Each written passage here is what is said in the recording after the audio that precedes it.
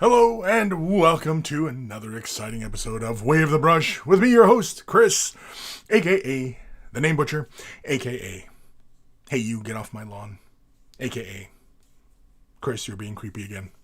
Way of the Brush, the most informative 120 minutes on the internet on the wargaming lifestyle. We'll talk about painting, terrain, conversions, and everything under the sun, meaning no topics are barred. We'll talk about anything and everything. So, first time viewers, be warned, because we can go off the rails pretty darn quick around here.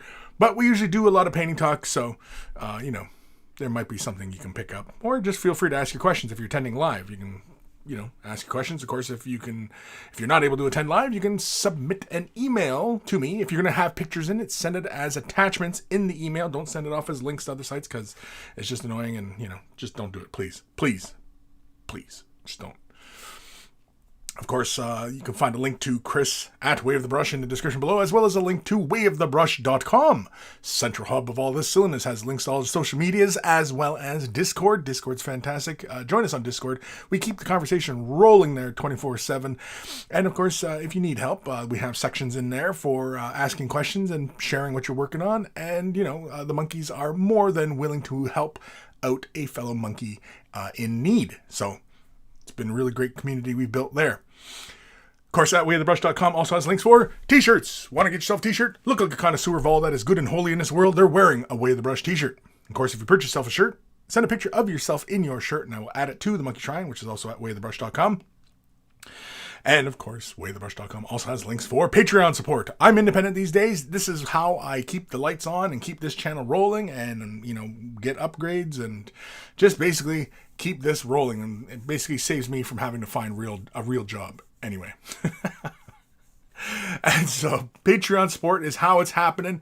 And, of course, there are varying tiers to support at and, varying benefits as well. So feel free to peruse the Patreon page and have a look. And if you're considering Patreon, considering support, a huge thank you. And a huge thank you to everybody who currently does support. Because these are trying times, and it's a huge thank you to everybody who currently does and, kicks forward a dollar or two to me. And so it's always much love for everybody. Of course, if you're not able to support monetarily, you can help the channel tremendously by liking, commenting, subscribing, following, sharing these videos. That all helps as well. And then all it takes is a couple clicks of a button, and you're helping me out tremendously. Big thank you to Carl, a.k.a. Guymere Alfer, a.k.a. Beer and Blood Bowl. That's his YouTube channel. Check him out. If you love yourself some beer and you love yourself some Blood Bowl, Beer and Blood Bowl is where it's at. We always take time to thank Carl for taking the time out of his busy day to create the email jingles that play before the email segments of the show. And so always much love to Carl. Love you long time. And speaking of love, big thank you to my baby brother, Evan, for creating the intro and outro music that plays, before and end of the show. And so always much love to my baby brother, Evan, for being so generous with his time and his musical genius, as it were. So always much love for my baby bro. Who's joining us today? Holy moly. See all sorts of comments here popping up. Ebb and Flow, sup everybody, sup. Durgo6666. Was that too many sixes? Wow, I actually catch the start of a stream. Well, welcome, Durgo. I don't know if I've ever read that name, so welcome. I don't know, maybe you're a long-time lurker? I have no idea. Mark Hill, hey Kris, hope all is well. Hope all is well. Yeah, everything has been okay. Haven't, knock on wood, haven't caught any viruses or anything like that. Of course, I do practice social distancing, and I do wash my hands quite religiously. So, despite the fact that my wife still works and, she's not really dealing with the public right now, but they are gearing up because we're in Ontario and in Canada, and they're gearing up to restart opening things. And so, yeah, she's going to become more and more exposed to things. And quite frankly, I'm in that risk category of people who, this virus can greatly affect. So, I really don't feel like going through it, mainly because I could freaking die. Teldinator, hope, howdy y'all, howdy. Teldinator, haven't read that name in a bit. Jeffers, time to unleash monkey madness. Monkey madness? I think it's monkey mad. Does it ever stop? Does the unleashing of monkeys ever stop? I don't think so. I think it's constantly running amok, and Eric Fountain, Kris, being creepy again? You mean still? Yeah, I'm always creepy. I'm a creep. I'll be the first to admit it. I'm a creep, and you know, proud of it, I guess. Raziel, what's up? What's up? Jeffers, what's up? What's up? What's up? Sophie Wow, hi Kris, hi monkeys. Nice to catch a live stream. Yes, it's been a while since I've read that name, Sophie. Well, welcome back. So yeah, everything's been going pretty good around here. I've been steadily working on videos. Everybody who's contributing to Patreon. Man, this was a fairly busy week. I posted 4 videos this week. So people on YouTube's, like everybody else out there, you're not going to get to see quite everything that's been done so far. But I have been working on this fella for Relic Blade, and I posted the video this morning about how I did the sword here, and I'm going to probably do another Patreon only video on just some finishing touches I'm going to do to this guy, but then everybody can expect to see work on the base, and then this guy will be done, and yeah, I can move on to another project. Feel free to shout comments and suggestions my way as far as what I'm going to work on. I recently just finished on getting projects done. I finished my Funko Howling Griffin. So he's done. And so everybody on YouTube, you'll get to see that one soon enough. Just putting the finishing touches. Nothing too fancy. Just got them done. I've got the regular Funko there. I've got the Howling Griffin. And of course I got the big old Space Marine. In the thumbnail of the show today, I just took a picture of that. And so I do like that Space Marine. I am planning to do something with the Space Marine. He is going to get reworked, but I am planning on something I've not done. And yeah, I kind of hinted at what I'm planning. Well, anybody who's kind of paying attention of what I've been, looking for as far as, bits are concerned, might give you an idea what one of the first things I want to work on, as well as I'm going to probably do something with this as well, the bolt gun. What exactly? It's really, really going to be simple, but yeah, I'm going to do something. Pew, pew, pew, pew, pew. But yeah, and I am going to repaint the Marine. He is going to get repainted. But yeah, I have various bits coming in. I have various materials coming in. So I do want to have, I'm going to work on the Space Marine, but I don't know if I'll make videos from it. I I think I might just make kind of blog entries on the Way of the Brush blog. I think I'll just post blog entries there, just because I don't know if I really feel, because filming everything and then editing it and blah blah blah, you know what I mean? Like it's a lot of work versus if I'm doing something, I could just take a quick pic and move on kind of thing, and then just kind of make write up an article kind of thing. I don't know. I'll give it a shot. I'll see how it goes. But I don't want to lose momentum is what it is, because if I've got to constantly keep videoing and stuff like that, trying to stay in frame and you know what I mean? All these things that go along with making a video, it's kind of a pain. I love this stuff. I'm not sponsored by them or anything like that, but yeah, this is the retro throwback. It's made with real sugar. Ooh, I loves me some real sugar. So yeah, so the Space Marine, like I said, I'm probably not going to make videos on what I do with them. Even the painting, I probably won't make videos on the painting. Probably not. Unless, of course, I think of something interesting. I mean, but yeah. But I am going to work on them. I'm going to do some stuff. But I'm just waiting on materials to come in. Ghost of Starman Deluxe. Hi, Kris and Monkeys. I've been playing some Castlevania today. Cool. I enjoyed the anime on Netflix. Did you watch the anime? It was really good. Wanted to save point before chatting. Cool. Sophie, wow, love your Bandai Ultramarine, keeping him as is or repainting him. Yeah, I'm gonna repaint him, and I'm gonna rework him. I'm gonna do some conversion work on him. So, yeah, expect that soon enough. As soon as materials start showing up. I mean, there's a couple things like the bolt gun I could probably do right now. for what I want to do with the bolt gun. And I'll probably repaint it as well. But there's a little conversion I want to do to it first. Matthew Perez, I'm with you on that, Kris. I got a bad heart and take high caution with this virus going around. Had an explosion of cases, so I ain't doing anything around people. Yeah, exactly. Well, as they keep opening up places and stuff like that, I mean, yeah, we are going to see numbers go up, but that's inevitable. It doesn't mean that we shouldn't open up.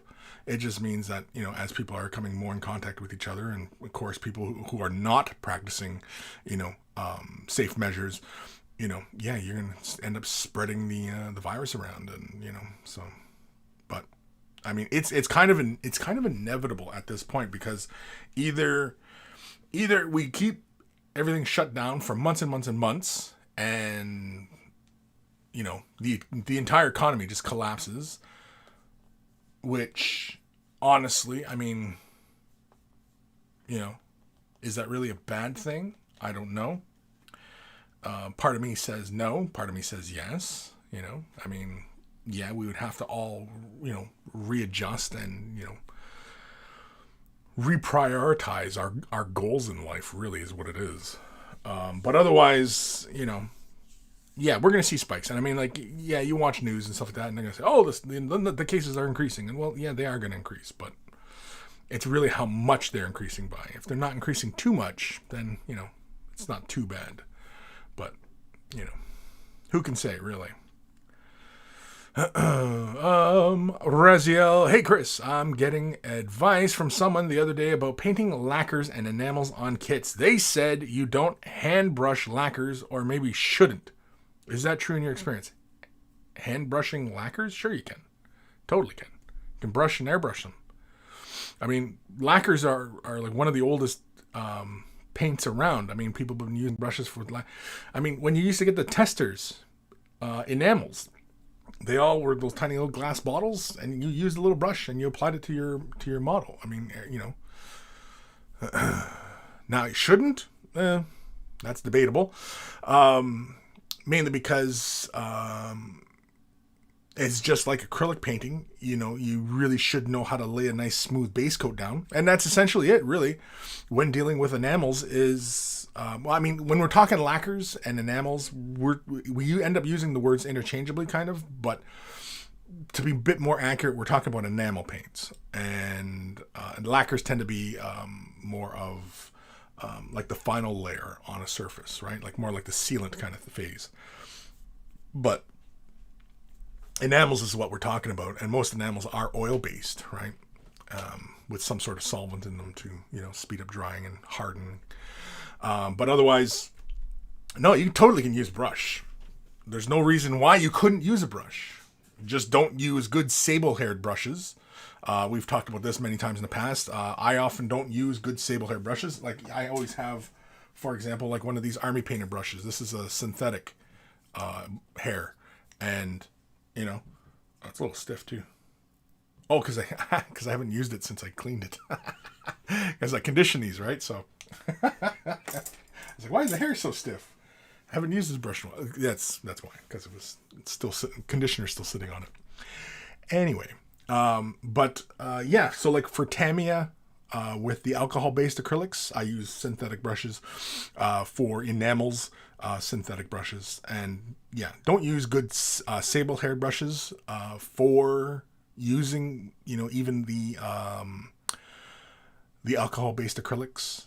Just because, you know, you often have to use alcohol to clean the brushes and clean them well, but alcohol will dry the hairs out, right? So think about like good sable hair as like, you know, your hair. You wouldn't use alcohol, you wouldn't use turpentine, you wouldn't use, acetone or anything like that to clean the hairs, right? So don't do it. Treat your sable brushes like natural hairs, which they are, and you want to preserve those because oftentimes when you are,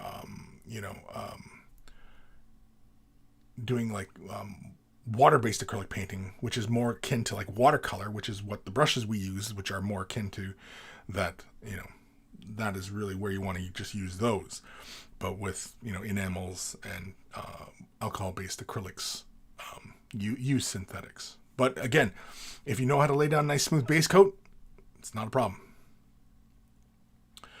Jeffers, what are your thoughts on the Silent King return? I do hopefully this starts moving the story forward, as I have found since the fall of Cadia, it's been kind of stagnant with the constant stalemates. Sure. I mean, the Silent King, the Necron. Yeah, I don't know. I'm not a big fan of the current iteration of Necrons where they have personality and stuff like that. I preferred Necrons sort of like Tyranids, where they're just a silent menace. You know what I mean? I found Necrons to be scarier when they were under the control of the Satan, and they were just essentially just mindless zombies walking about, you know? I don't know. It's just me, though. But as far as the story moving forward, I mean, how far forward do you want to go? I mean, do you want to stop the game being, you know, Warhammer 40,000 being Warhammer 41,000? Doesn't quite roll off the tongue anymore. Legion, you could do a live stream when working on the Space Marine. I could. I'm not. I could live stream it. So, there's lots of things I could live stream. I don't. Matthew Perez, mainly because when I work, I usually just have music going and loud, and that's it. I don't have podcasts. I don't have movies. I don't have TV shows. I don't have other videos. I don't have videos of any kind playing when I'm working. When I'm filming, working, painting, doing anything, it's music. Music, because it plugs into the other part of my brain, and I'm free to concentrate on what I'm working on. When you have something else in the background, like an audiobook, podcast, movie, whatever, even if you've already seen it, it's still kind of distracting. It's distracting, you know? And I don't know, I'm not sure how people do it, because I just don't see how you can focus all of your attention on, you know, especially when you're trying to paint something, you're painting a little face on a model, and you're trying to concentrate, and then all of a sudden there's this, you know, everybody's laughing on the TV show, or you're listening to an audiobook when you're trying to concentrate. I mean, you're not listening to the audiobook, you're not paying attention to that, because your brain cannot multitask. We've talked about this one in the past. You cannot multitask. Sure, yes, you can interpret sound coming into your brain, but you cannot comprehend what's going on. Like I challenge anybody to paint a highly detailed model to the best of your ability while listening to an audiobook, and then give me a book report on exactly what was said during that time you were trying to paint. And I doubt anybody can do that, because you can't divide your attention like that. It's just like driving.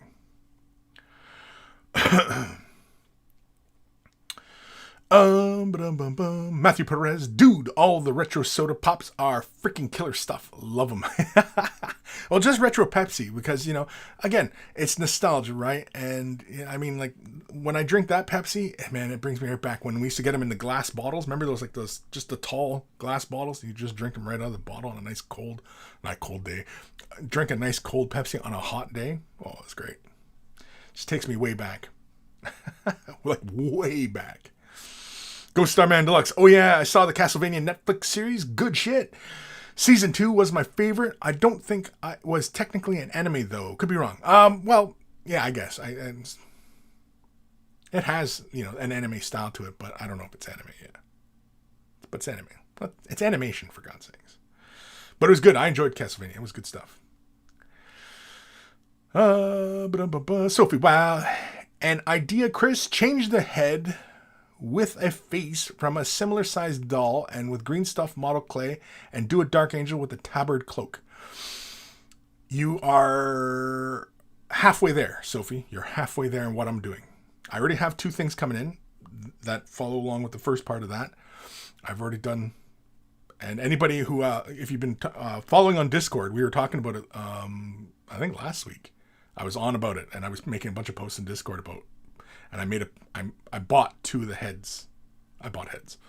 And, yeah, so. But as far as making a tabard and a cloak for a Dark Angel, no. Half of that is wrong. Not a Dark Angel. I'm giving away too much here. I'm giving away too much. Quit asking me questions. You're gonna make me spill the beans here. I want to slowly build this up. But stuff is coming in, and it was weeks ago when I ordered the heads. So yeah. Reziel, Kris, I'm asking about lacquers only, not enamels. In Gunpla building world, I have learned that they use lacquer for a lot of base coats and airbrushing because it is most durable, for instance. Yeah, it's enamels. Lacquers and enamels, it's interchangeable using that term. They're the same. They're both oil-based products. And it's essentially just, they're enamels.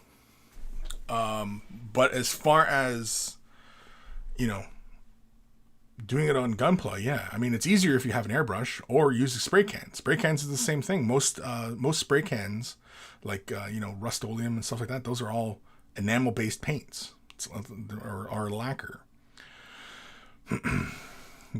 They're the same thing. It's the same thing we're talking about. And yes, you can hand paint those on. All paints can be painted by brush. And in fact, I'm sure at one point, all paint was only painted by brush because airbrushes are only like a 20th century invention. Maybe 19th century. I don't know. When was the first airbrush made? I don't know. But either way. Finlay Robinson. Ahoy hoy. Ahoy hoy. Matthew Perez. Treat them like your own hair. Head and Shoulders. Teehee. I do use Head and Shoulders all the time. I like Head and Shoulders. Keeps my dandruff down. Aaron Seach, episode 297. Are those bristles stiff, or are you just happy to see me? Har, har, har, har. Darker Mission, episode 297. My brush has dandruff. What can I do? Use Head and Shoulders. Heretic Scott over on Twitch. Hey dudes, happy Saturday. On the subject of concentration, I find it very difficult to focus on a mini painting without some kind of music to block out any sounds from the house, like a TV or even other people talking. Right, exactly. Because even when other people are in the room talking to you, like I used to, when I was younger, but my siblings were much younger than me, and I'd be sitting in my bedroom or whatever, and I'm painting a model, and my brothers always used to come in, and my sisters too. They used to come in and just jibber jabber jabber jibber jabber jibber jibber jibber. They were only like maybe 5 at the time, and I'm sitting there trying to get my model, my precious little models painted, and they're all, what does that do? What is that guy about? What's he do? Is he this? And what color are you doing there? And why are you making it like that? You know what I mean? It's just that constant barrage. Yeah. That's when you develop like the dad hearing. Because any of the guys out there who have, a family, you can develop dad hearing, which is very selective hearing. And that comes in super handy. Super, super handy. If you got dad hearing, and you want to get better at your miniature painting, you already have a leap ahead of anybody else out there that is, looking to get better at miniature painting. Because basically you can zone out other input and just concentrate on what you're doing. So yeah, dad hearing. Master dad hearing. Rezia, I really, really enjoy painting with my Horse Heresy audiobooks. I can totally pass the book report test, so anecdotally, anyway, I defy your statement. You would have to prove that. I don't believe you. You'd have to prove it. You'd have to videotape yourself painting, and then in the same video, without cuts, tell me exactly what happened. And I'm talking about painting a face to the highest standards, layers, blending, eyes, all that, even doing a face tattoo. You know what I mean? 5 o'clock shadow, all that. And while listening to an audiobook and during that entire time. Daniel Horton, dear Kirsch, nice to see you online. What do you find better, YouTube or Twitch, to start up and start streaming? Honestly, I'm probably mostly wrong about this, but if you're going to start up streaming, I would highly recommend you going Twitch, starting out, because Twitch has a lot of smaller audiences, but Twitch audiences tend to stay tuned in longer. And also too, on YouTube, there is a lot of, I don't know what the word is, but like on YouTube, everybody wants it for free. And anytime anybody wants to sell something or get paid for their efforts, it's always met with a lot of resistance on YouTube. Whereas on Twitch, that is the environment, and people just throw money at people on Twitch. So if you're starting out and you want to, do the streaming and stuff like that, I would start on Twitch. I wouldn't do Mixer. Mixer isn't quite that big yet. I'm sure Mixer will get there. I think there's another streaming service. I can't remember what the hell it's called. And again, it all depends on what you're streaming.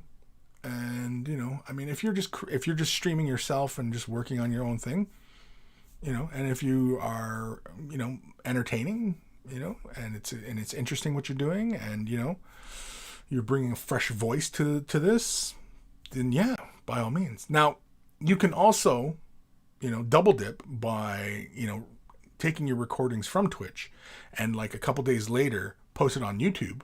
And because the thing is with YouTube, it's a much larger audience, and you can get more eyeballs that way, but you can always try and get people to tune in for your live streams by advertising that onto the YouTubes, right? So if that kind of helps, Daniel. Go Starman Deluxe. You paid for head? Nice. Yeah. You know what? I had an idea when I was shopping around. And I was struck by the idea because I saw this one head that was really cool. Ghost Rider. Putting the head of Ghost Rider on one of these figures. Lost in the Damned.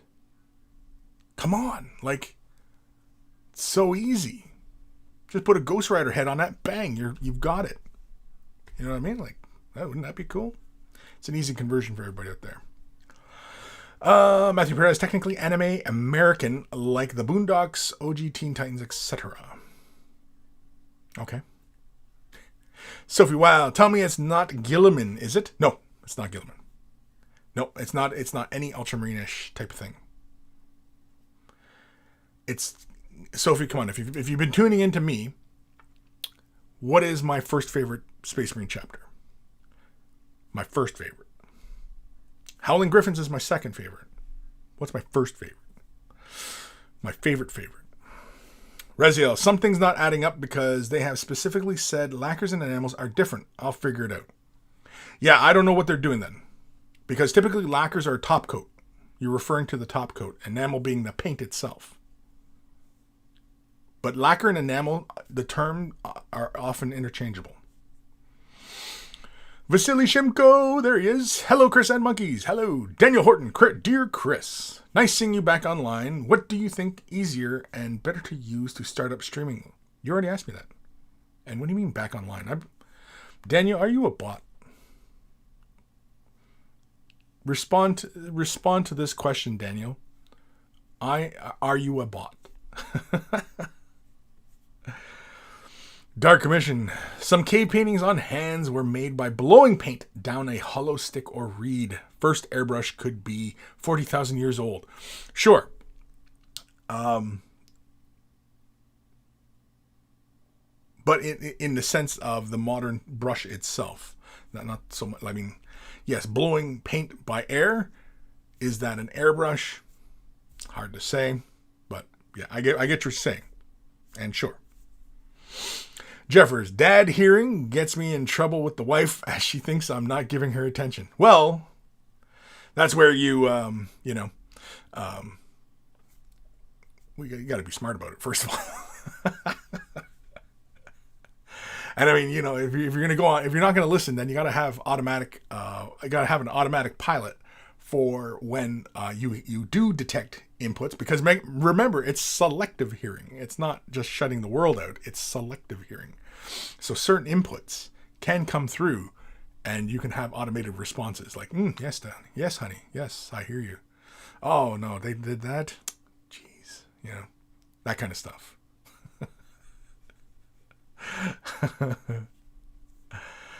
Rezia. Oh, it's on, Kris. LOL. We should do a stream battle or something. No, because I already know my own limitations. And again, I seriously doubt you could do that. Now I'm talking about a fresh audiobook, nothing you've never heard before. Like, I don't know, a book on trigonometry, science, physics, you know, Catcher in a Rye. I don't know, whatever. Something that's not even Wargamer related. I'm talking about a book that you have no familiarity with what it is. And paying attention to it and then regurgitating essentially what was heard. I seriously doubt anybody could do that. While painting a model to the absolute best of their abilities.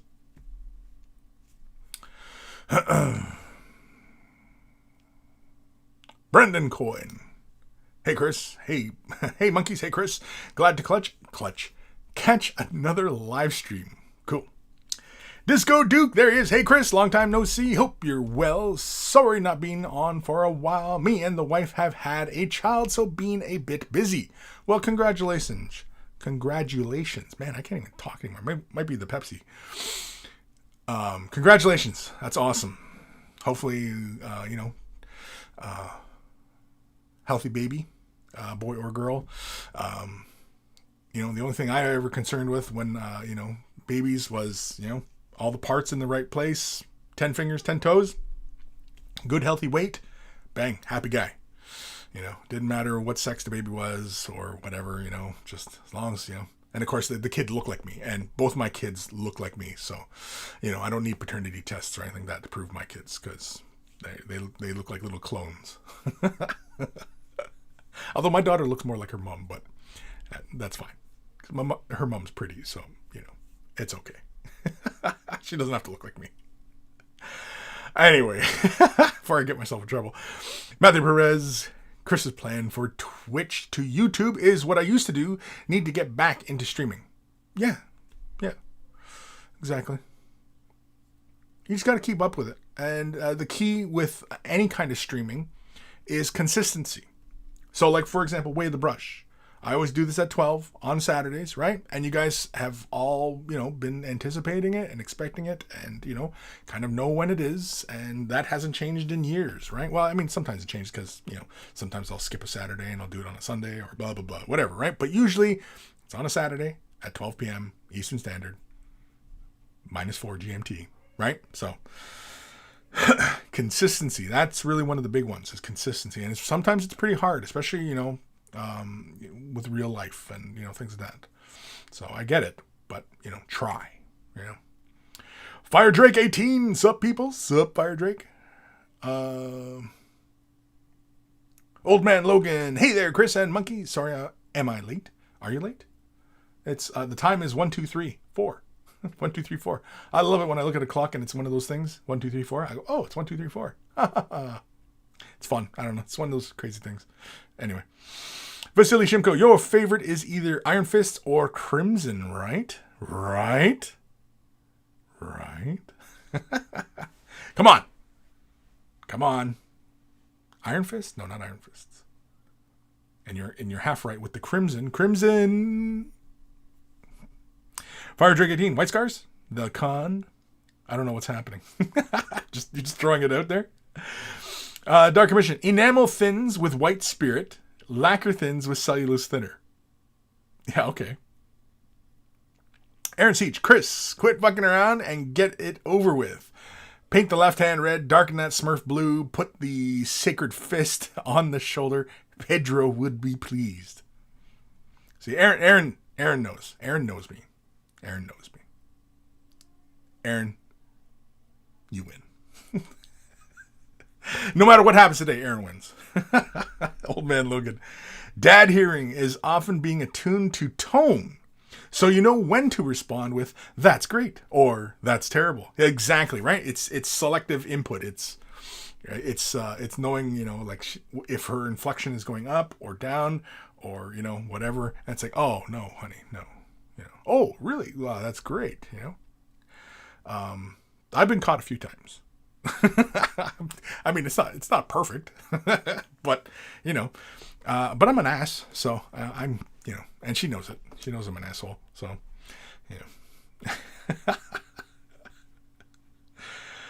Sophie, episode 297, guess the chapter. Guess the chapter. No, it's no guess.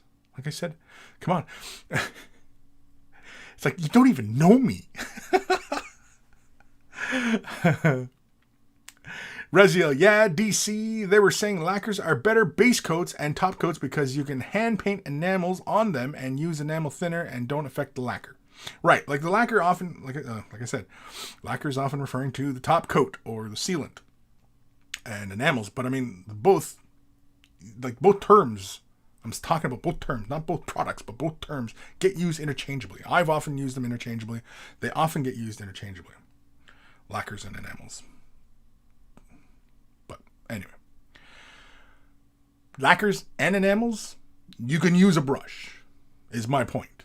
You can use a brush. If you know how to lay down a nice smooth base coat, you will be able to accomplish your goal with just a brush.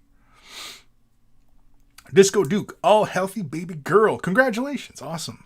Everything is great. Thanks. Yeah, that's awesome, dude. That's awesome. That is awesome. Baby girl. Dark Commission, episode 297. My daughter's mustache proves she's mine. Oof. Oof. Oof. Man, if you said that around my daughter, she'd bop you one in the nose. And I wouldn't stop her. Vasily, Crimson Fist, or whatever you know. Yeah, Crimson Fist. Yeah, that's my favorite chapter. Crimson Fist. I likes me some Chrism Fists. Chrism Fists? Anyway. Ghost Starman Deluxe. Come on, guys. It's Crimson Fist because Kris likes fisting.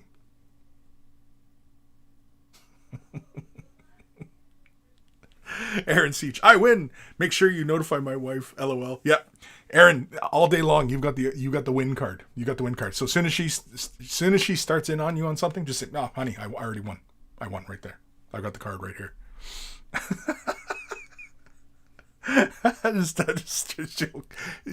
Guaranteed you'll end up in a fight all day long, but just hold up a card and just, honey, I got the card right here. I won. There's no point. There's no point. I've already won. You want to go again? I win again.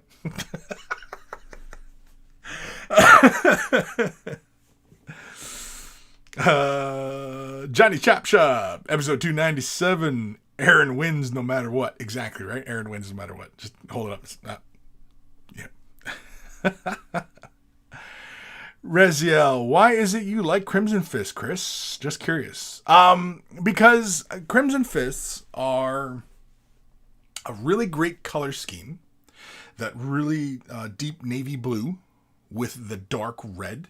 That blood red. Now, before, they were only one fist was painted red. I think nowadays it's both fists get painted red. But it used to only be one fist would get painted red. It's a very striking color scheme with that blue, red, and then sometimes little bits of green or the little bits of browns, or I don't even know if they really use whites. The other reason is because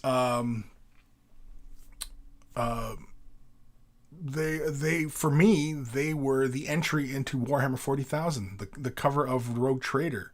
It's Crimson Fists on that cover. And, that cover inspired, so many things for me getting into this hobby. These Marines in their armor and they're in this desperate struggle and they're just holding off whatever it is. It looks like it's orcs in that picture. It looks, because you see the shadow of like a Killican. But anyway, and one guy's holding an orc head, so I assume it's orcs. So anyway, it's this desperate battle. And they're holding off against, the odds kind of thing. And, there's Marines on the ground who are dead and dying and bleeding. And, and there's other Marines who are just letting loose with their machine guns. And, It was just all these images of battlefield heroics. And when I was a young fella, that kind of stuff appealed to me. And it still does, of course. And, Yeah, Crimson Fist. It's a great color scheme, and it is really the entry into wargaming and Warhammer 40,000 for me. And whenever I think of Space Marines, I always think of Crimson Fists. It's just a far better color scheme and better than Ultramarines, who are the poster boys for Space Marines. I think Crimson Fists are a better poster boy than Ultramarines because the Ultramarine it's a little too light and clean versus Crimson Fists, which is a darker blue, and the one fist is blood red. You know what I mean? It signifies, and also the symbol is a big red fist, right? Where as opposed to an upside down omega. Yeah, I mean, who wants to be the omega, right? So for me, it's Crimson Fists are the Space Marines. Crimson Fists for me are Space Marines. They are the Space Marines. And that's it. It's really more of a nostalgia. It's more of and whenever I've done Space Marines, I've always ended up painting one as a Crimson Fist, and yeah. Hell, the Space Marine I gave away, the one I did as true scale, art scale, he was a Crimson Fist. He was a Stern Guard. And I like the Stern Guard because I like how they're mismatched armor and stuff like that. Because, the lore is that they take bits of armor from others, and some bits are from heroic heroes, and they slap them on, and what I mean. And of course they got their awards, and the Crux Terminatus. I used to have a T-shirt with the Wayne England art piece of the Crux Terminatus. I used to have that. That was one of my favorite T-shirts of all time. Yeah. Crux Terminatus. In fact, I was thinking about making one like the Wayne England Crux Terminatus, just for just kind of having on the wall kind of thing. It's the big Crux Terminatus in that style of the Wayne England piece. It's the original Crux Terminatus, as far as I'm concerned.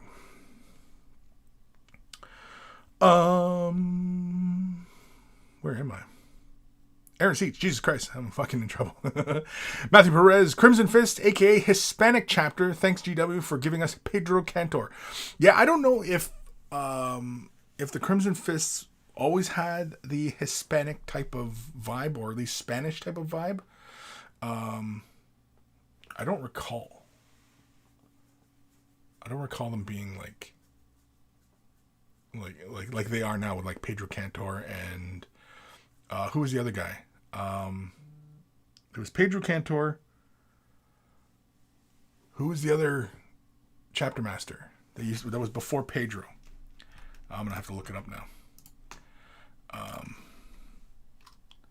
What are we looking for? Oh, Crimson Fist Chapter Master. Here we go. Crimson Fist fandom. This can't steer us wrong, right? But yeah, I mind you though, like I wasn't really reading a lot of lore back in the day, but yeah. It has it currently as Chapter Master is currently Pedro Cantor. Yeah, but I thought there was another Chapter Master. He was another model who was... Oh man, this is going on. This page just seems to go on.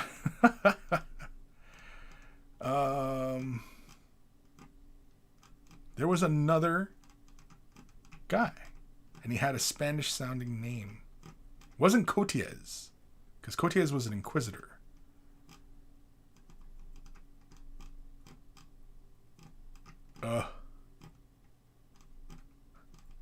Sorry, I'm quickly trying to cycle through this page on the Wikipedia page on Crimson Fist. I'm looking for the name. I'm scanning really fast here, and I'm not seeing it. Does anybody know? Come on, somebody must know. Come on.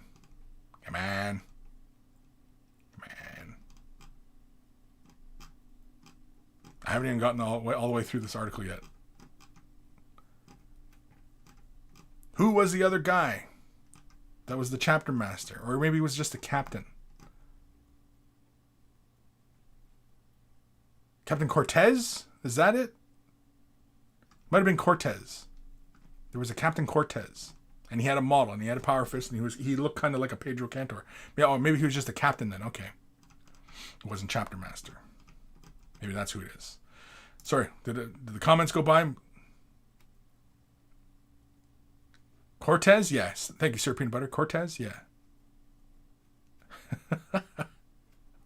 Yeah, it was Cortez. I saw the name. Once I saw the name, because I remember the picture, because it was one of those earlier Space Marine sculpts. If you look up Captain Cortez, Crimson Fist, and the sculpt is an older sculpt.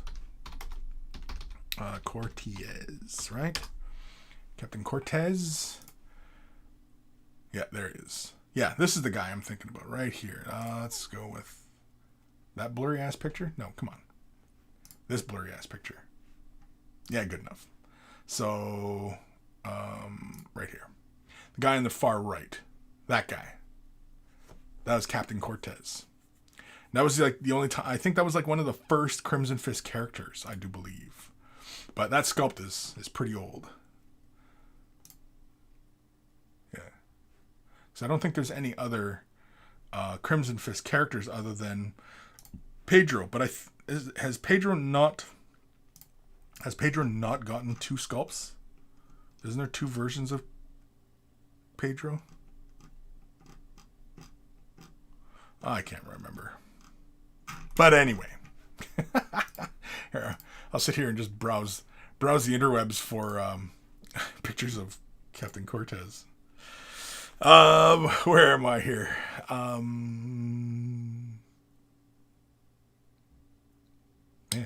Disco Duke. Kris, did you get around to the scale tank? No, I have not gone back to it yet. I picked up some Tamiya paints and stuff to continue work on it, but I have not touched it. For the most part, I don't do a lot of hobbying these days. And when I do hobbying, it's usually on camera. So I'm usually filming all this stuff. You know what I mean? Because whenever I'm working on this kind of stuff, it's stuff I can film and, at the very least be somewhat entertaining, Anthony B, shotgun beers. Yeah, I actually got some beer. Well, actually, no, we picked up margaritas. It's a nice day today, so after the show, I'm gonna sit outside and we picked up tequila too. Might do some lemons, do some shots, or maybe make a jug of margaritas. I don't know. Jeffers, the Beaky Marine head flaying around the orc head up by the helmet spike.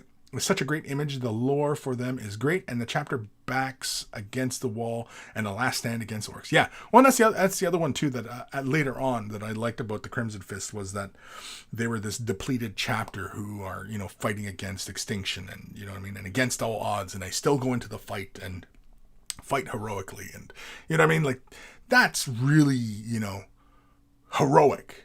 You know what I mean? Like that's the embodiment of heroism. So. That's another reason why, Crimson Fists are pretty darn cool. Samuel Sanfratello. I know that lingering attachment to the introductory armory. I love the Gensos ever since my 40k intro game of Space Hulk. Yeah, exactly, right? Because it always has that, initial appeal to you, and there's always something that got you into this, right? Aaron Seach, one or both fists being red depends on the rank. Officers, librarians all have both fists painted red. Your normal grunt is just a single left fist that is painted red. Oh yeah? Okay, so they still kind of keep that with the normal troopers? I never noticed. Because I think when I was looking at Primaris Marines the other day, because, I was looking at, Crimson Fist Primaris. Crimson Fist Primaris. I got a picture of it right beside me. Okay. Yeah, one fist is yeah, because I've got that piece that's like, it looks like the original kind of piece, but it's all Primaris Marines. Yeah. This piece right here. I love this piece. I've got this on my wall here. Well, you guys have probably seen this. Right there. That one on the far right. In the corner there. I like that piece. That's a good piece. Yeah. Me likey. Oh yeah, this is another good one too. This one here. Again, the Crimson Fists. I like that one too in the upper right. That's a good one. Anyway. Yeah. Can't remember where I was going with any of this.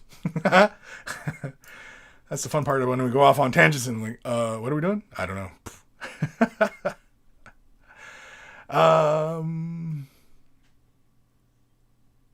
Yes, Supreme by Cortez, yeah. Cyclone 8974. The newly founded chapter master was Alexis Pollock. Yeah, because he was Imperial Fist and then he becomes the Crimson Fist. Yeah. And I have him. Do I still have him or did I sell him? Yeah, I still have him. Because I painted him for tutorials. And so, yeah, I had him.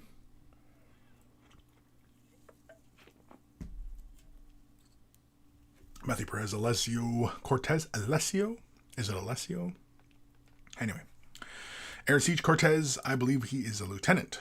Well, it said captain, but could be lieutenant. I have no idea. Clayton Tate, there he is. Holy cramoly. What's up, Buttercups?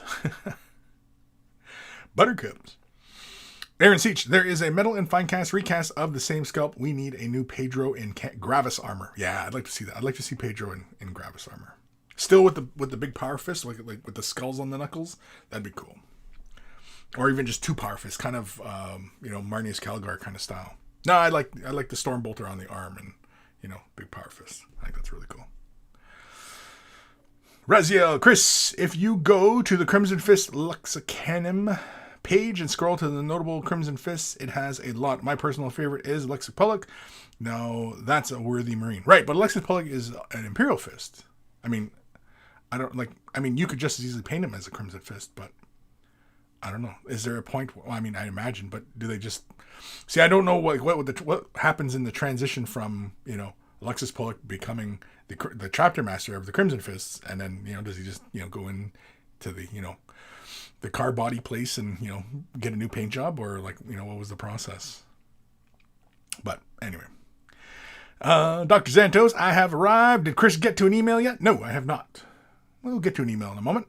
Matthew Perez, no emails yet. Still a bit early, almost an hour, so it might be the top of an hour for us. Yeah, we'll save for another 8 minutes here, 7 minutes. Fire Drake 18, I see only officers get the double fist. Officers get the double fist, eh? Arturo Patet, good day, big boys. I've slept 5 hours since Thursday. Coffee is my pastor. Oof. Cantor was my first model. I love that one, but I hate the banner. The banner? Oh, the back banner on him? Was it Finecast? Because Finecast and those back banners, yeah, that would have been a pain. But I mean, you can preserve that banner and then just get a piece of brass, like a brass rod, and then just drill it in a bit into the backpack and just glue it in, and then you have a nice strong pin there. Just an idea.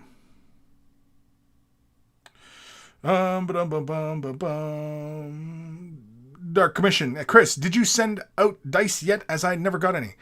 I thought I sent you dice. Let me check my list. Now, have I sent out a second wave of dice? I have not. I've been really bad, but you know that. I know that. Where's my thing here? So I'm pretty sure I sent you dice. Where's Dark Commission? Let me find Dark Commission. No, I haven't sent you dice. I have not. So, yes. You'll be going out with this next wave of dice when I get to it. And that's a big reminder for all the other patrons out there that fill in your address info so that I can send you your dice at whatever particular tier you support at. Reziel, all Crimson Fists are just Imperial Fists, estranged from the family. Genetically, there's no difference. Sure. Yeah, they're Imperial Fists. Because the Imperial Fists are what? Crimson Fists and Black Templars, aren't they? Black Templar, it's just the two that come from the Imperial Fists? Something like that. Arturo Patet, nope, metal. Hated the look of it. Oh, really? Okay. Sure. Matthew Perez, what dice? What did I miss not viewing in a good while? Matthew Perez, if you support, I do you believe you support it on Patreon. I closed the page too. Shit. Dice. I don't know if you've already gotten dice or... Yeah, but that's what we're talking about. Artur Pertet. Reziel, technically Imperial Fists are not Imperial Fists since the War of the Beast. Dark Mission, cheers. Yeah. Yeah, I've got your info. I just have not... the little Patreon gives me a little thing for, keeping track of everybody and, who I've sent things out to and not yet. So, yes. I know. I'm way behind on it. I know. Bad Kris. I know. Dr. Xantos, I have a Pedro mini painted in my homebrew chapter colors. You painted over a Pedro Cantor? Oh, I'm getting chest pains. You're giving me chest pains. Giving me heart palpitations.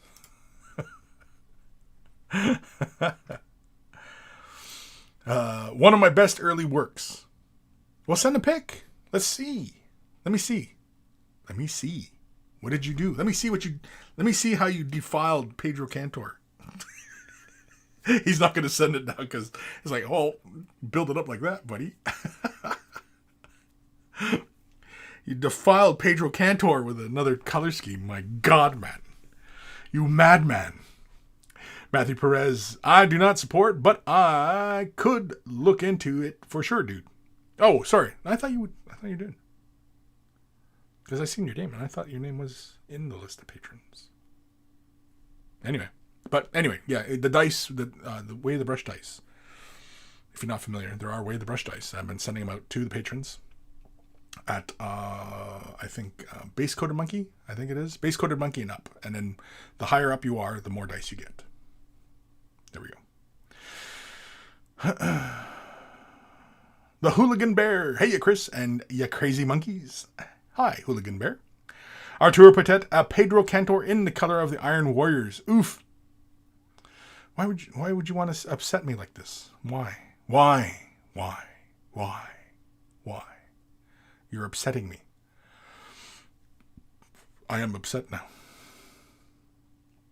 Dr. Xantos, I'll go take a pic at the club tomorrow and send it for next week's show. Please. Then I'll be sitting there looking at it going, why did he send us this picture? You're going to have to write a blurb telling me why, because I'll probably forget by next week. Greenleaf Terrain Studio at Kris. Hey, dirty boy, take that shirt off and swing it around. Woohoo. I don't know, Adam. I don't know. I just don't know. Arturo Patet, job accomplished. I can go to sleep now. Go Starman. Kris whines when everyone paints their models the same way. Also, Kris whines when people are a different color scheme on a model. I do a lot of whining, don't I? I do a lot of whining. Yeah. So basically all the times that I'm telling you, they're your models. You paint them however you want. But when you paint a Crimson Fist, not like a Crimson Fist, then I'll whine. That, yeah.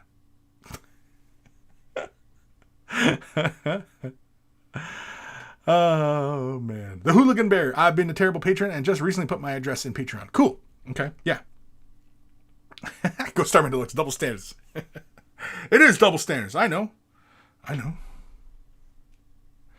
Greenleaf Terrain. Most dry woohoo ever heard. Woohoo. It's a woohoo.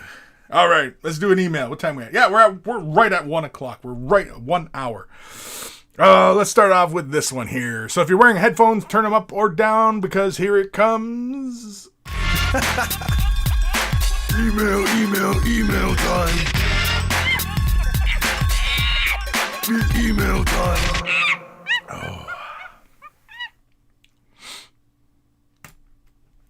And this one is from our good buddy, Scott Radom. I don't know if I'm always pronouncing that right. Radom? Radom sounds better. Radom? Oh, yeah. Radical. Anyway. These minis were painted with contrast paint full strength in about 30 minutes each, which is cool as I usually don't put any emphasis on speed.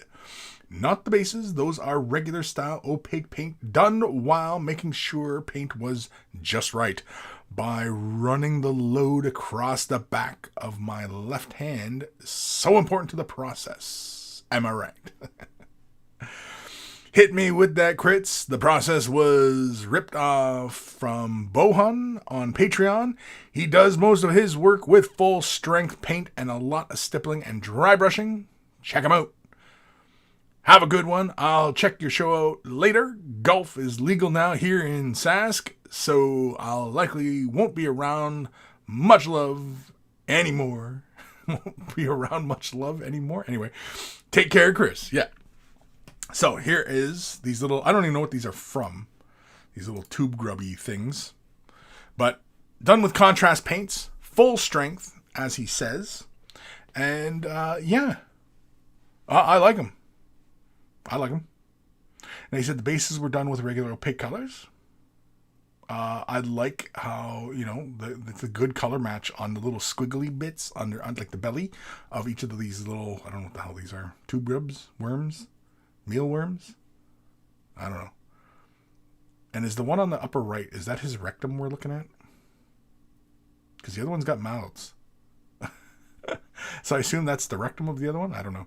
Either way, really good. I like the colors. I mean, you know, it's a really nice transition of that red throughout from the mouth to the rest of the body. I like that.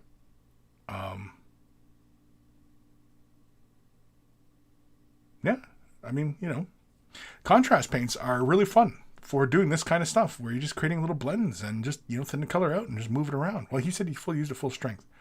And then he wiped it off? Is that what you're saying? You wiped it off? But thank you, Scott, for sending that in. Do I have any kind of criticisms? No, I mean, it looks good. I mean, they look like pretty small little models. I'm not even familiar with what these models are from. And I mean, if you only spent 30 minutes each on them, I mean, yeah, they look really good. Nice color transitions. I'm not sure of anything else other than, I mean, like what are these guys supposed to look like? Because I mean, the only other thing I can think of that would be fun, but I mean, it'd just be an addition. It wouldn't be, you know, is like little veininess to the skin, right? Or I have no idea. But yeah, very cool. I like them. Transitions look nice. And yeah, 30 minutes. It's very effective. Quick way of, you know, banging these things out. Oh, there was more pictures. Oops. It was just the back sides here. Hold on. Let's go here. Yeah. So this is just the back sides of these guys. Yeah. I like, it's kind of hard to believe that it is full strength contrast paints. Unless, of course, you were wiping away, but I can see like brush strokes on this lower segment here. And so, is it entirely contrast paints, or did you build it up with other colors and then throw in contrast here and there? I don't know. I'm not sure what your process was. Because the one on the far right, I can see, it looks like I can see the banding colors, but like the one in the foreground looks really good. And the one in the upper left, the red almost has like a veininess to it, which looks really cool. Up like on the head there, how you have that kind of mottling going on. It almost gives that impression of like, you know, the veins visible under the flesh kind of thing, which, you know, looks pretty darn cool. So, anywho, thank you, Scott, for sending that in. Awesome stuff. And as always, I look forward to seeing more of your work. Arturo Potet, no criticism, just after calling the head of the mini its rectum. That's well, I was kind of making a joke there. Well, because the other ones had little mouths on them and then the other one didn't, and so it almost reminded me of, you know, anyway. Raziel, I dig them. Man, I'd want those in Cthulhu RPG. Yeah, that'd be cool. Big tube grubs. I assume they're pretty big size because I assume those are more like kind of 25 mil bases. And yeah, they look like they encompass a large portion of the base. It's pretty cool. Pretty cool. I dig them. All right, let's do another email. This one is from our good buddy Derek Wilson. Hello, Kris and Monkeys. I decided to get Kingdom Death Monster and immediately assembled the first few survivors and monsters I would need. It's really the first time I've tried OSL, and I guess it shows. Old Joe and effing Rachel, she is the worst model I've ever assembled. I did something a little different. I basically made a wash out of Citadel Yellow. The white line, I basically stenciled or used thin strokes to try to make his fur look like fur. Just a tip, don't paint angry. effing Rachel. Effing Rachel? Thanks in advance for any advice. Effing Rachel. Jeez. So don't hold back. What are you feeling about Rachel? And so here we're playing with some OSL.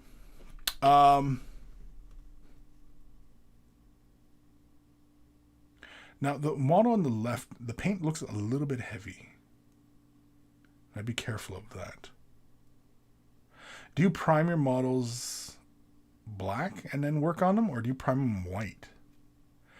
Because always remember, if you want it bright, you got to prime it white. Ooh, I like this. I like the fur on the body. That looks good. I think a little bit more work on the face, but the body looks really good. I like that texture. On the back, it's pretty convincing. It's fur. I think you can get that a little bit more on the hind legs. I think you definitely want to look up, like what lion's fur looks like, and like how the direction in which it goes, because I think that's what might be causing some problems. I really wouldn't look off of what other people have done, just because you don't want to just kind of like fall into their trap of what they've done. You want to take your own perspective to it.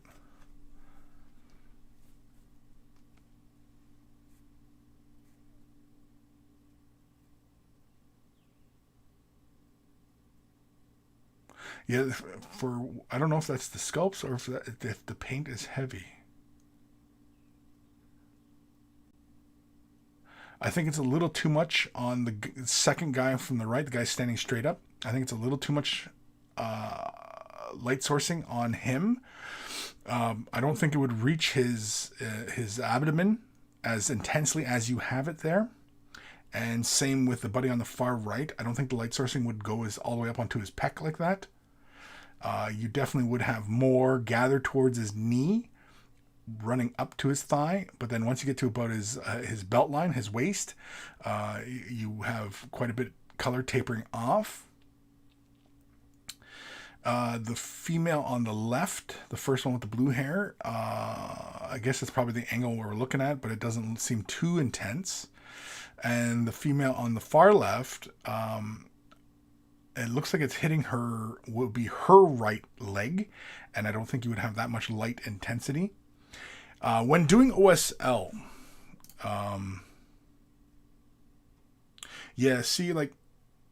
see how intense you have it, like on the buddy on the far right? See how you have it on his left calf and everything? I don't think the light would be that intense.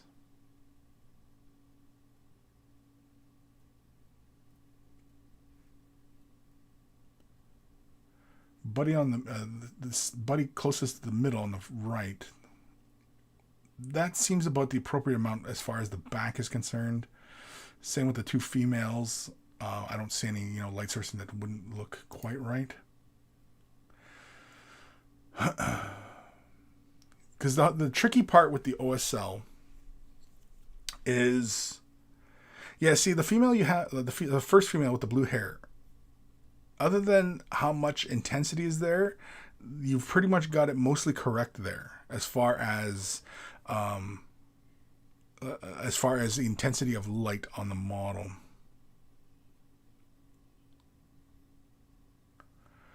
But the paint does feel a little bit heavy. And I'm just wondering if it's because you're priming in a black or a dark. and you're having to lay on these lot of these bright colors, it's easier to lay the dark colors on top of the light colors and instead of trying to lay the lighter colors on top of the darker colors. Most times with most paints, especially if you're trying to build up this this glazed lighting effect on the model. Laying the color on too heavily changes it, and like the intensity of yellow, especially on Buddy, the first guy standing straight up, the yellow is a little intense on that blue, and yeah,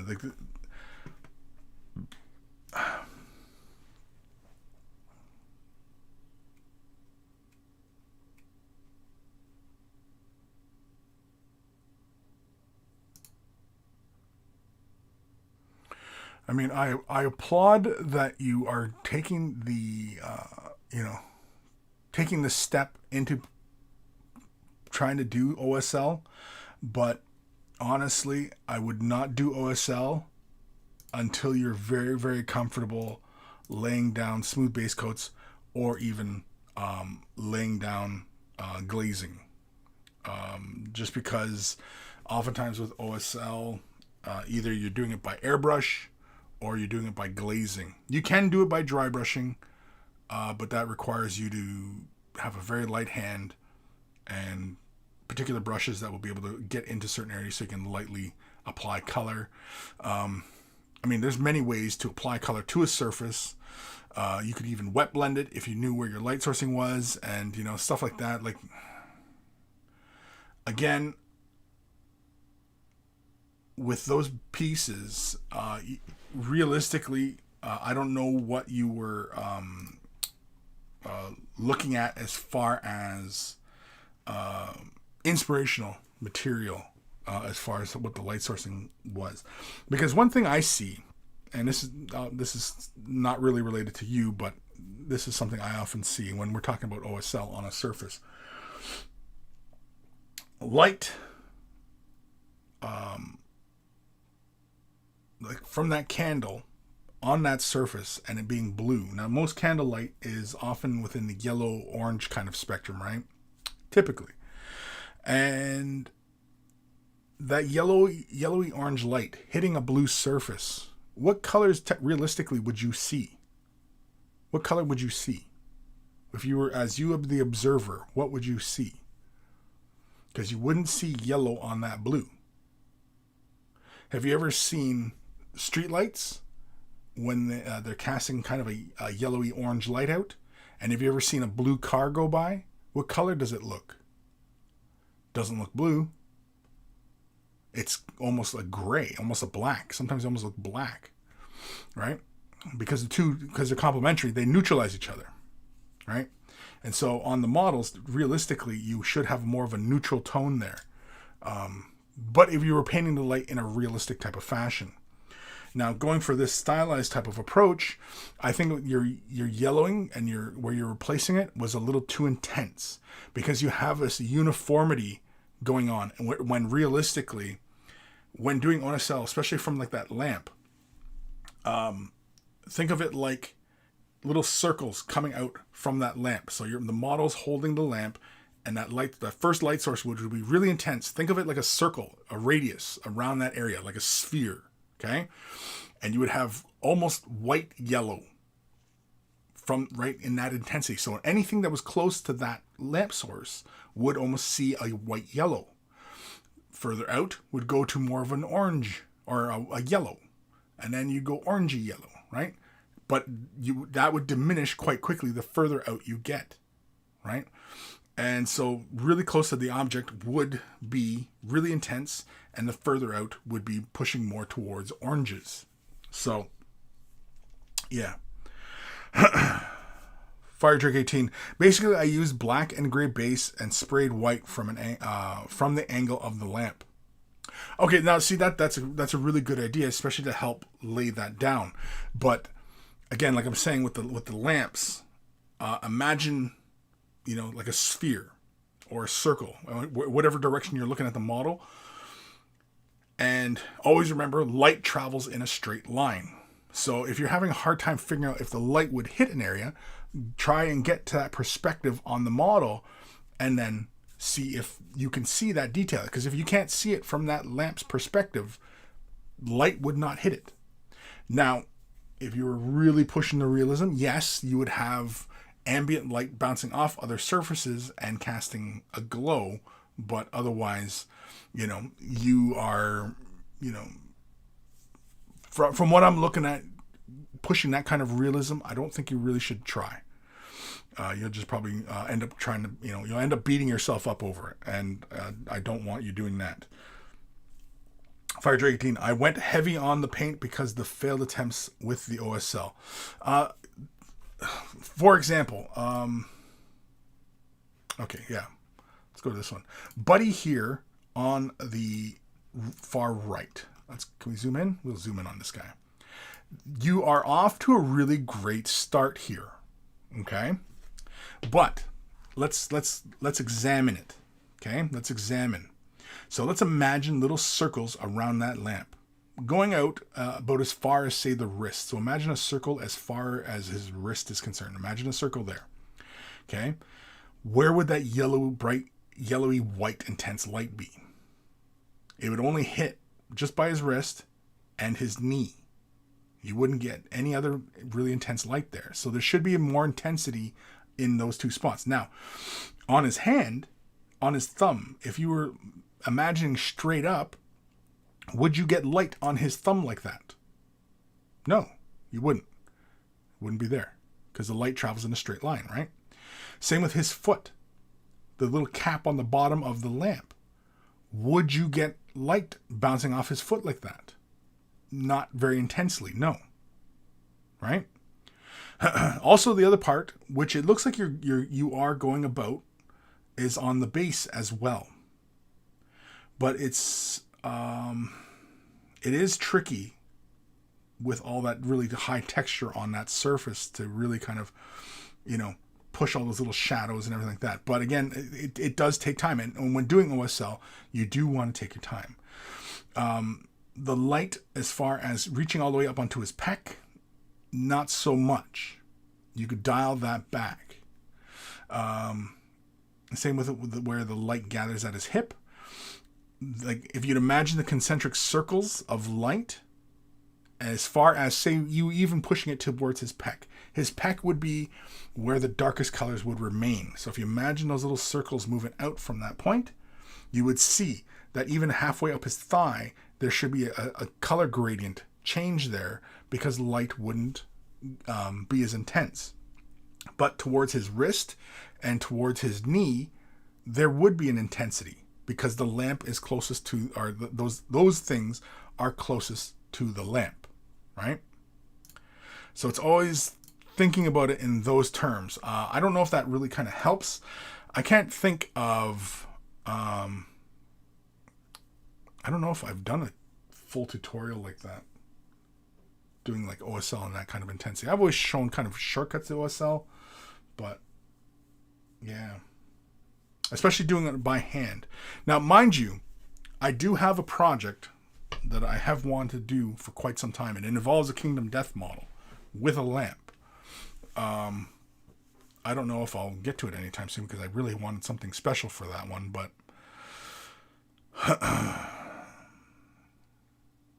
maybe I'll have to find something with some light, with some sort of light sourcing. I don't know if I have anything like that.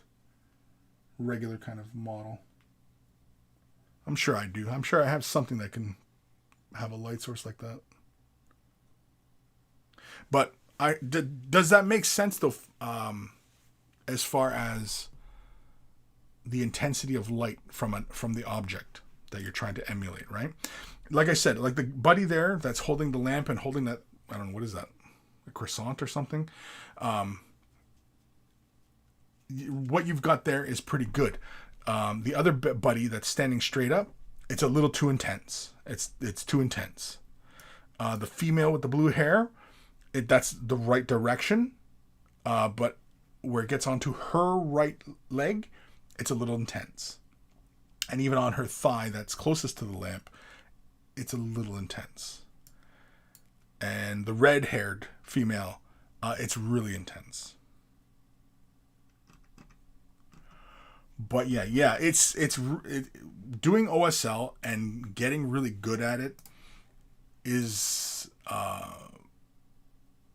it is the art of subtle.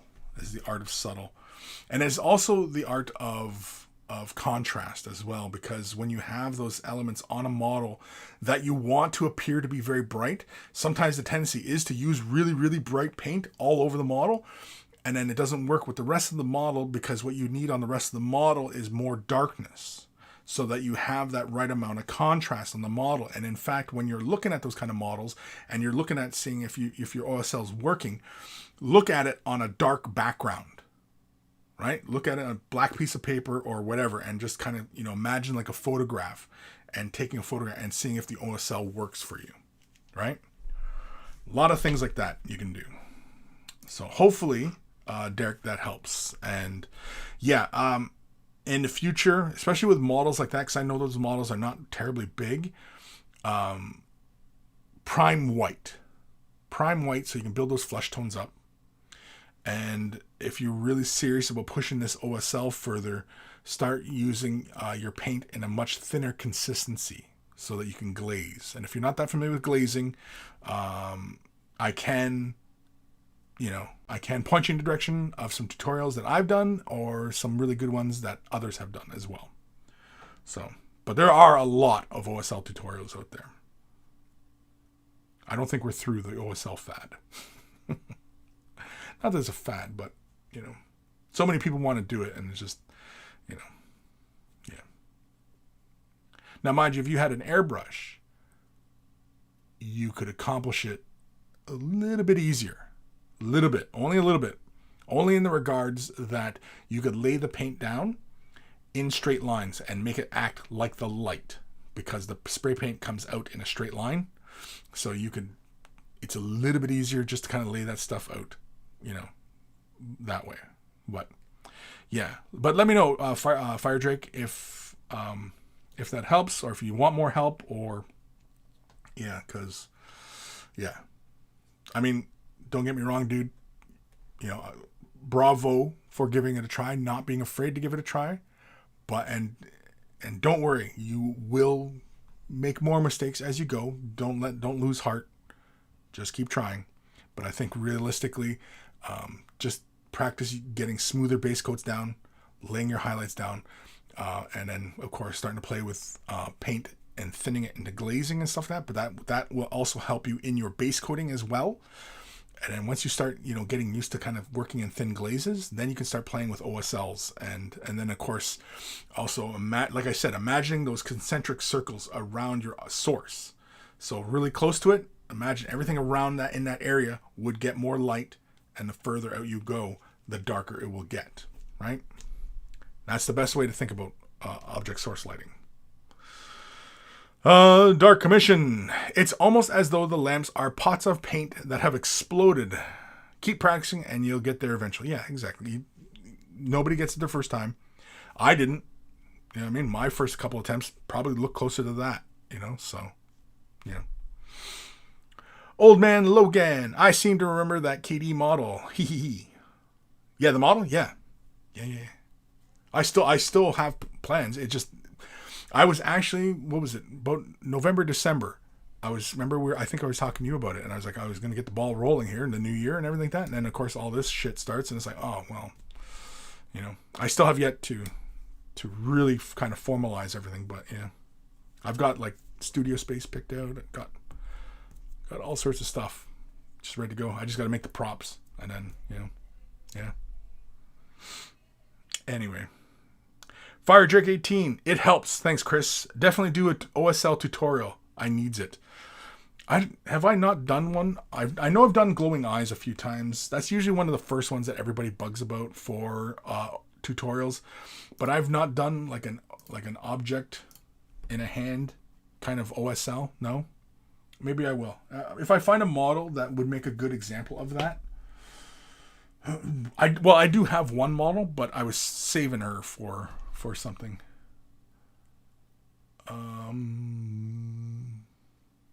Just about anything really. I'll find something. Well, I'll do a tutorial, some OSO. Don't worry, I will. Dr. Xantos, Kris, what do you think of the rumor that came up that the next box set GW will make will be Deathwatch and Necrons? Deathwatch and Necrons? Probably. Sure. Because, I mean, Necrons are, big thing, right? Has there been any Deathwatch stuff? I would think probably like something like Necrons and Mechanicus or something. Because Mechanicus stuff are coming out, right? So, but I have no idea. Could be. Who knows? Old Man Logan, I think it was a couple of years ago, actually. Looking forward to the project come to life. Yes. Well, this is one that I've had on the back burner for a while. It's just, getting time together and just kind of arrange, because the other additional component of that is kind of, outside the norm. And then, of course, making sure that, it's all done appropriately, right? Also, contracts. I need contracts.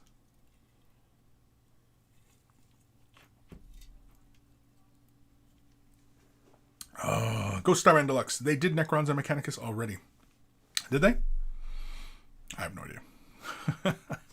Dr. Xantos, the new Deathwatch stuff, but old stuff is out of production. No new Deathwatch stuff, but old stuff is out of production. Oh. Sure. I mean, it's a safe bet. Necrons are going to be in it, right? Yeah. Legion, how about Necron Eldar box? There are still some plastic aspect warriors missing. Oh, there's a lot. Don't get me started on the Eldar stuff. On the aspect warriors side of things. Yeah, because, I mean, yeah, and Phoenix Lords and Avatar and Warlocks. Yeah, exactly.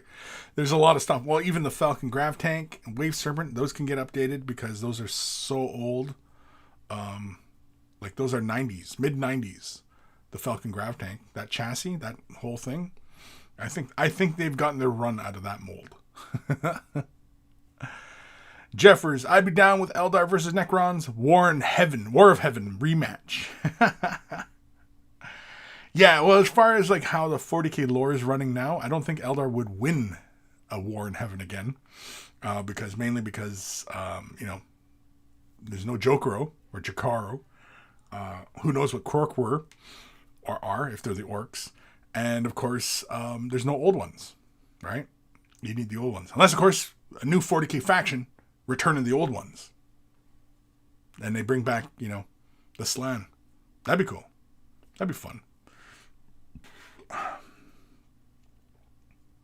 Make it like a 30k. That'd be kind of fun. A 30k kind of version of the War in Heaven. So basically it's all Necron stuff, like old-timey Necron. And, you can have, say, pre-Satan crossover Necrons, right? And then when they crossed over into, the undead kind of Necrons, and then you have the old ones, the Eldar and the Dakaro and the Krork, all fighting against, the Necrons. That'd be kind of fun. But do it kind of 30k, so it's a historical thing. It's a historical game. Why not, right? But then I guess they would dispel a lot of the mystery, of what happened, in the War in Heaven. But it'd be fun. Clayton Tate, new orc truck and boys kit for Gorka Marka. Orcs need need more new light vehicles. I'll take your word for it, Clayton. I have no idea. Dr. Xantos, oh dang, that would be cool. Someone should make rules for that. GW most probably won't. No, probably not. But yeah, like a War in Heaven game, kind of like Horus Heresy, where it's a historical game. That'd be kind of fun. I don't know, like, because I mean, like, it'd basically be the army of the old ones, right? So you'd have the old ones with some Eldar, with some Krork, with some Jakaro. Right, and that's all big faction, and then Necron being, I don't know, either that we have like a pre-Necron, looking army, or post-Satan tricking them, looking army, or maybe in between, early phase War in Heaven, late phase War in Heaven, right? Who knows? Who knows? But it'd be kind of cool. But anyway. Legion. And to be honest, I think the Craftworld Guardians could use an update. Maybe a dual box with an assault variant. Oh, definitely. Yes. The Guardians definitely need an update as well, because the way the current Guardians assemble, 2 legs coming together and then with 2 halves with a torso, like they're just tons of bits. I mean, like we can't have a solid leg, in various poses with a torso. Like, come on, right? I mean, like, it's time. It's time to update the Eldar. Please. Alrighty, let's do another email. What time we at here? 1:30. Holy cramoles. Let's do another email. Let's do another jingle. If you're wearing headphones, turn them up or down. But here it comes. email time. Email time.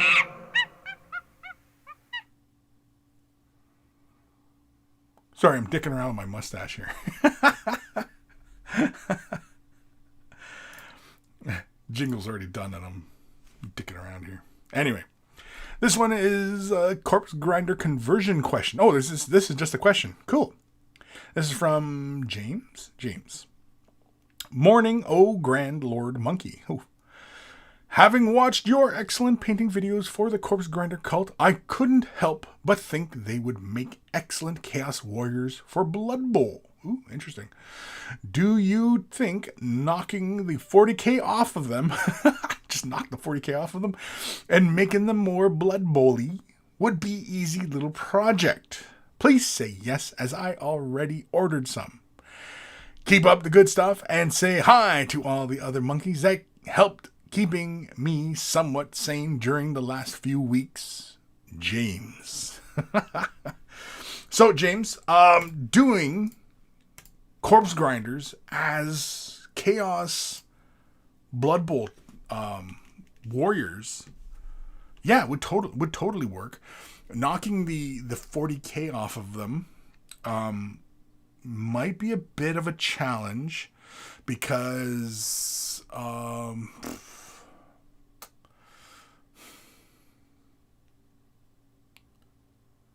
just trying to think, like, what elements on them are very 40k? Really, realistically, only the back. The back has like kind of techno bits, and it's got like hoses and stuff. That you could either cover up with like a bit of armor, or you can smooth it down, file it down, and maybe smooth it out, or put an armor plate or something like that, right? You could cover it up with like a bit of fur, right? Put like a fur on their shoulder. I don't know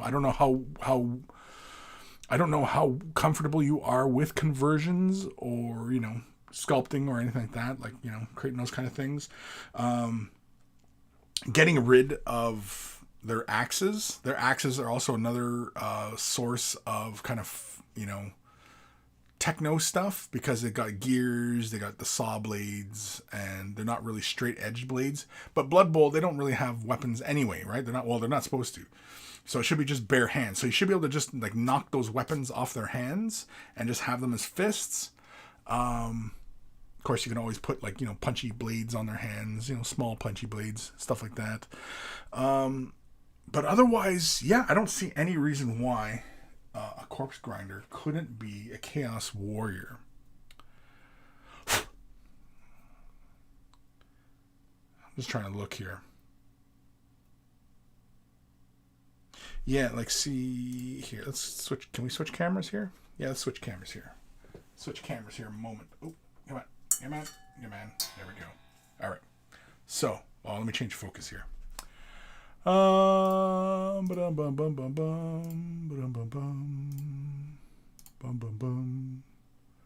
Where's the focus? Focus. There we go. All right. So, techno bits, right? I mean, obviously down by like this guy's hand, right? You could remove that. You can remove the axes and stuff like that. Pretty easy, and they're just making little fists, so you can just clear those off, right? The armor plates, but see, like the back has like these little techno bits, so you should be able to clear those off or cover over them and you should be okay. The back of the spine there has those little plugs. Not really a huge issue, but using these guys as chaos warriors, sure, because otherwise they're just pads and cloth, belt buckles, right? Got some cobweb on his toe. Oh, it's still there. Some cobwebs. Because I was playing with cobwebs a few weeks back. But otherwise, yeah. I mean, you can totally do this guy's chaos warrior, and he would be fine. Just get rid of the axes and just cover. And they all have like these similar little details in their back. You could cover over that or file it down, cut it, shave it down, whatever. And otherwise, yeah, you should be okay. And it shouldn't feel out of place. Right? So, yeah, fun question. Thanks for asking. And if you do make some conversions, please share with us what you do. Because, yeah, that'd be cool. That would be cool. Ghost Starman Deluxe. I think a lot of the Corpse Grinder armor would work as NFL style body armor. Shouldn't be too hard. Yeah, I think so too. I think just getting rid of the axes and knocking that back detail off, and they should be fine. They should be fine. And, yeah. Jeffers, and bring back the Forge World avatar with sword. Notice convince on the one hand with the spear looks flimsy. Notice convince on the hand with the spear with the flimsy. The hand with the spear? No, it's pretty good. Mind you, though, I pinned mine. My avatar, I have the one with the spear.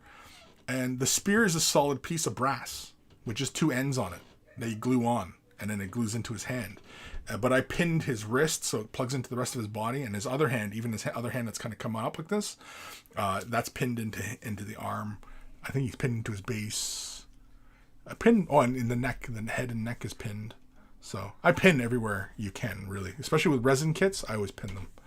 Always. And even pewter, which was more of a pain, but yeah, I used to pin them all the time too. Because it's a pain. It's a pain. Ghost Starman Deluxe, some cobweb on the axe too. Was there cobweb on the axe? I didn't see any cobweb. Messing with me. You're messing with me again, man. Jeffers, not convinced. Silly phone, auto-changing words. Oh, not convinced. Gotcha. Yeah, the spear arm, though. Yeah, on the avatar, it's fine. Sorry, I'm messing with my mustache again. Here we go. We got to stop and take a mustache break. So anyway, the arm with the spear, it's solid. And like I said, that's a piece of brass that the actual spear is, other than just the tip and the end. And his hand is curved perfectly to hold that piece of brass. So it's one continuous piece. And then the hand plugs onto the arm. You can just glue it, but I pinned mine. And once it's pinned, it's solid. So, yeah. But anytime you're playing with any resin or pewter models, should always pin them. Should always get in the habit of pinning parts, because it's just going to be way solid,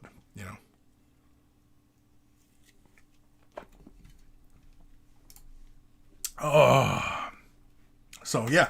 And speaking of which, Corpse Grinders, I got to get mine finished, because I imagine Ash and I will be getting back together to finish off our campaign. We're only halfway through our campaign, and I do want to get back into our campaign because,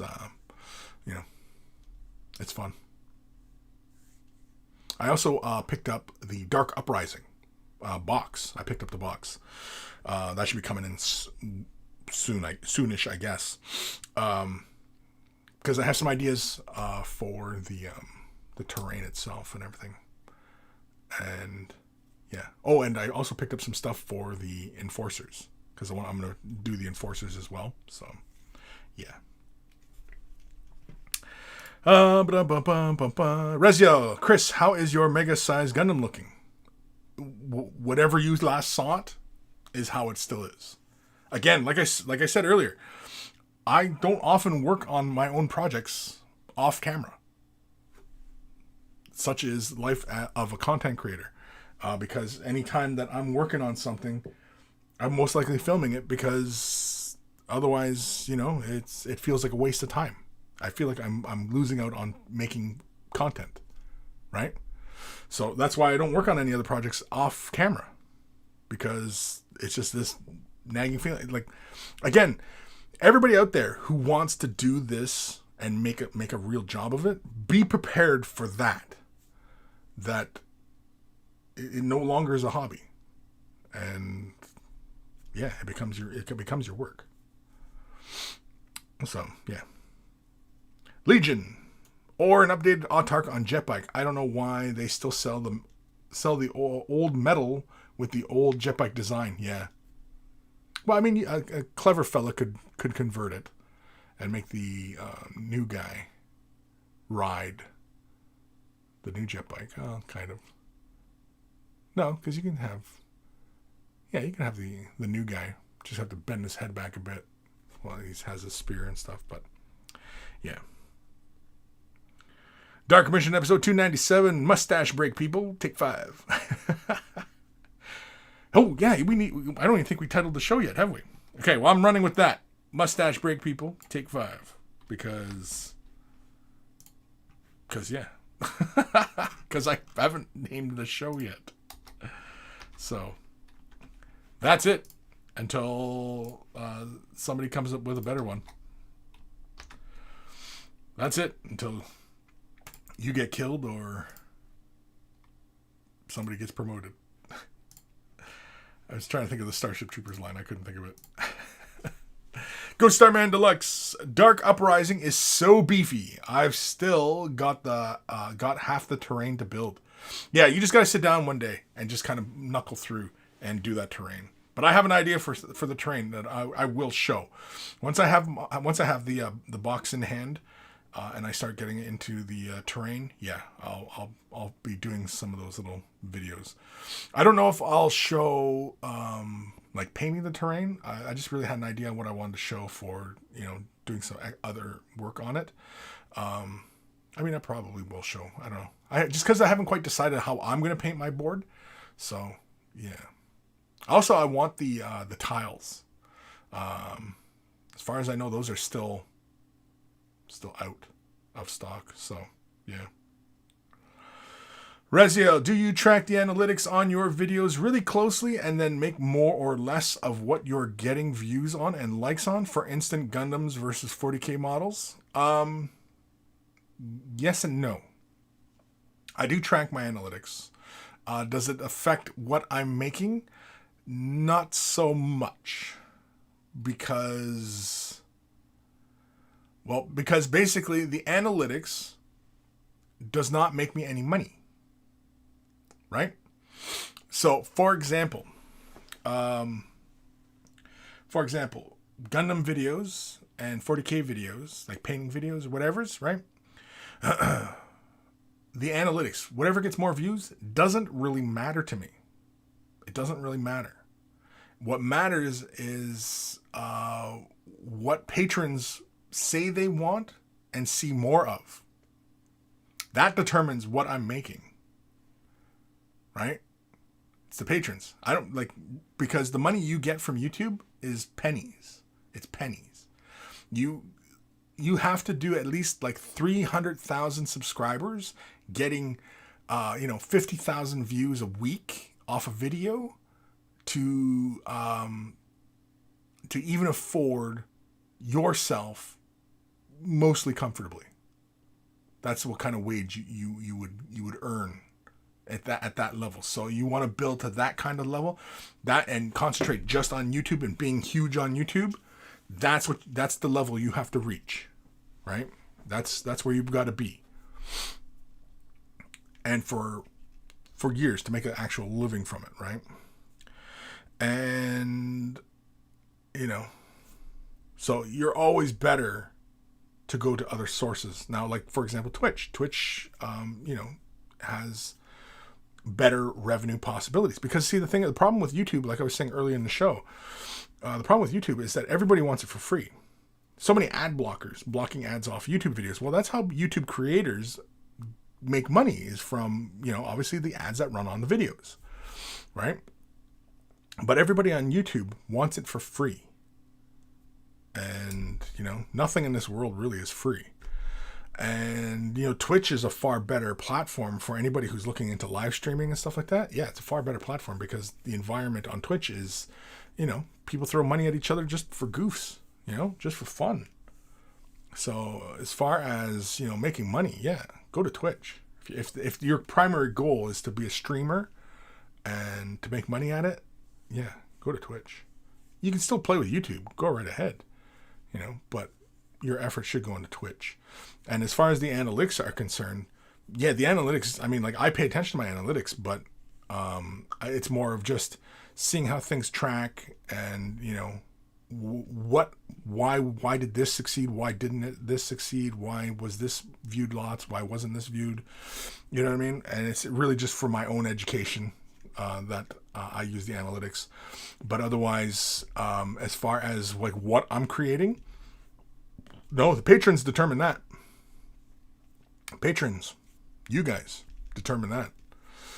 If you guys don't want me producing 40K type of videos or painting tutorials and, wanted me to only do, live streams or battle reports or stuff like that, well then, if you guys all determine that, and that's where and more patrons gathered because that's what they wanted, then, that's where I'd go. That it's the patrons who determine exactly where this channel goes, right? It's not YouTube. YouTube doesn't determine where I lead this, or Twitch. It's the patrons. Plain and simple, right? So, Ghost Star Man Deluxe, take 6 instead. More time for the stash is never a bad thing. Fire Drake 18, the best kind of win. Default. The 2 sweetest words in the English language. Default. Reziel, yeah, I'm right there with you on the YouTube income. I'm more thinking YouTube is good for exposure to more viewers, which can lead to more patrons, etc. That's where I was interested in the analytics. Well, sure, no, pay attention to the analytics. Those are important to pay attention to. But don't let your analytics, right? See, when you're getting lots of views and it's leading to more patrons, well then, yeah. Then, it wouldn't hurt to do more of that. But if something gets lots of views, but it gets you no patrons, then ultimately, why would you want to do more of those videos? Just for the views? And even though that gets you no patrons? That doesn't make a lot of sense. Because again, like I said, getting up into the higher 100,000, 200, 300,000 type of subscribers. Now, I always go 300,000 subscribers because only Games Workshop and Mini Wargaming, and I think somebody else is approaching that pretty close too, are at 300-some thousand subscribers on YouTube. And that's the biggest in, miniature wargaming, right? With Games Workshop being number 1. And,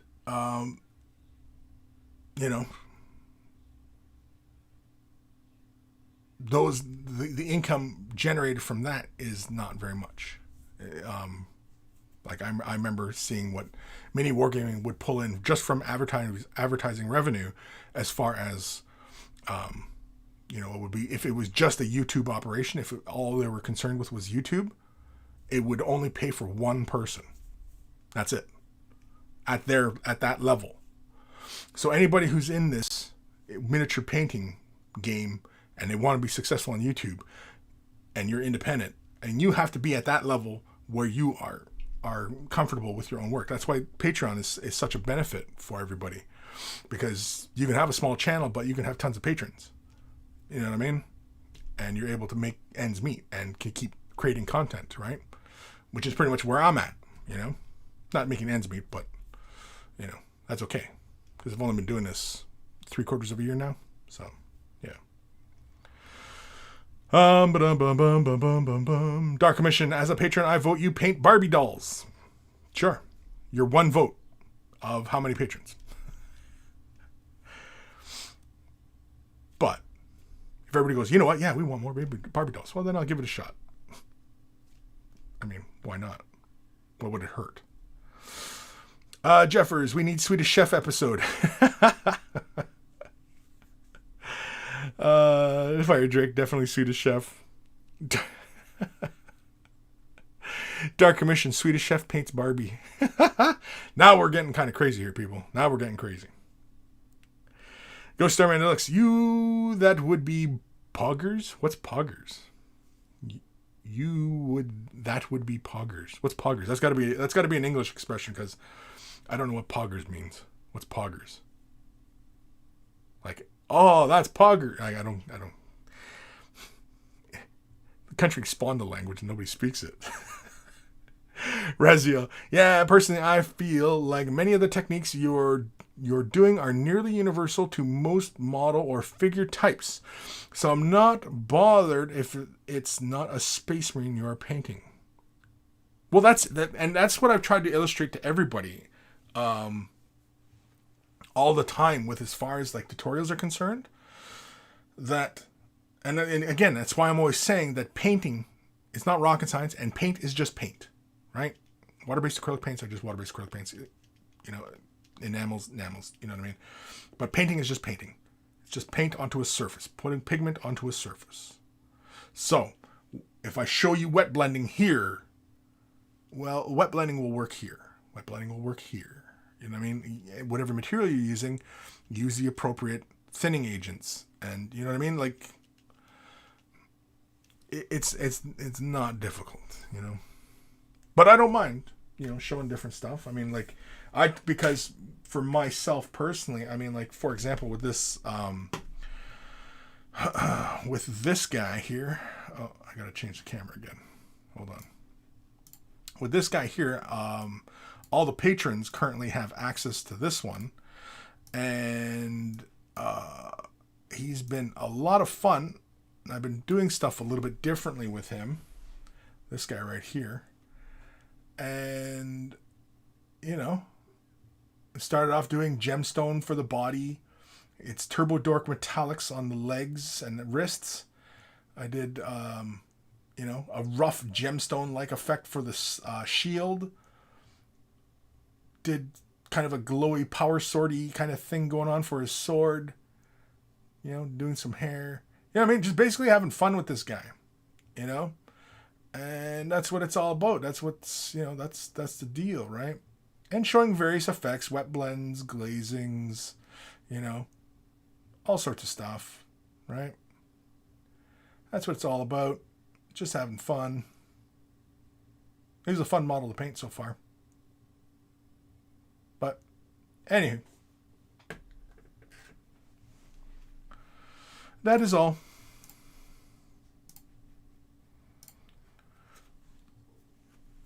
Dr. Xantos, Poggers is a Twitch thing. It's a Twitch thing? Poggers means good. It's from PogChamp emote on Twitch. Oh. See, I don't Twitch that much. I mean, I don't do Twitch that much. I do Twitch. From time to time. But yeah, like the whole environment on Twitch, I'm still really new to. So, yeah. Razio, would be cool to see you do some more busts or larger scale things too. Maybe historical. I think it's Dark Commission does a lot of those on Discord. Busts would be neat. Dr. Zentos. Yeah. Again, there's honestly, there would be nothing different really. You know, I mean, using airbrush or brush and blends, glazings, dry brushings. It's all the same. I mean, I totally can do it, busts and stuff like that. And in fact, for the patron paint along, I mean, like, we really should get back into that one. I was thinking about just starting a film, working on that one again, just for the patrons. Just because it's been a long time since we've gotten back to that project. So, yeah. But, anyway. Dr. Xantos, time consuming, but neat. Sure. I mean, like, the busts are cool. But again, like I said, it's the patrons who really determine what kind of stuff I'm creating, right? I mean, if you guys don't like those kind of videos, then you guys have to give me the feedback, of course, whether you guys really like the videos, if you don't like the videos, you know what I mean? It's feedback. It's always feedback I need. I always need the feedback. When you say nothing, I assume nothing. And so I'll just keep doing whatever, right? But if you guys want to see more of this or more of that, then let me know. You know what I mean? On Patreon, not on here, because I'll forget. But if it's on Patreon, then I've got notes, right? Travis H. If I wanted to use contrast paint to do plasma glow, should I try Baharoth Blue mixed with contrast medium? Baharoth Blue mixed with contrast medium? Well, that all depends. I mean, are we talking about applying it as your base coat or as a highlight? Or just do that on top of a white and see what you get? You totally could do that.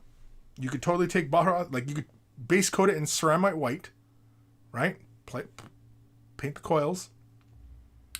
Take a little bit of Baharoth Blue, a little bit of contrast medium. Mix them together nice and even, right? Make sure it's a good thorough mix. And then just apply it and let it fall into the recesses, and it'll give you the slightly darker blue into the corners and should still remain white up on the top parts of the coils. That'll give you that kind of look.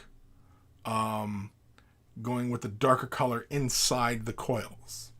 And yeah, you totally can do it. Sure. Contrast medium and mixing it with other opaque colors will give you a very similar effect to what the contrast paints will give you. Yes. So yeah, you can do it. Will it be like what you see on the box art and stuff like that? Not quite. You're going to have to put in a couple more colors and then also be very careful with a couple highlights in here and there. But yeah, you can do it. Sure. It'll work. It'll look cool. Personally, if I was going to go with it in that way, I was just going to do contrast on it. What did I do for... Yeah, see here, I'll show you guys. Oh, I got to adjust this again. Son of a beehive.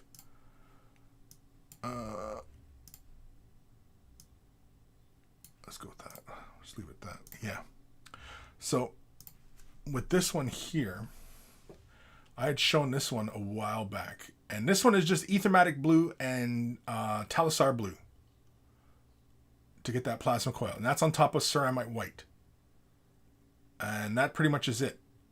And then also I used a little bit of the white color to lay that little highlight there so that I could touch those with the color and just get that little glow on the side of the body.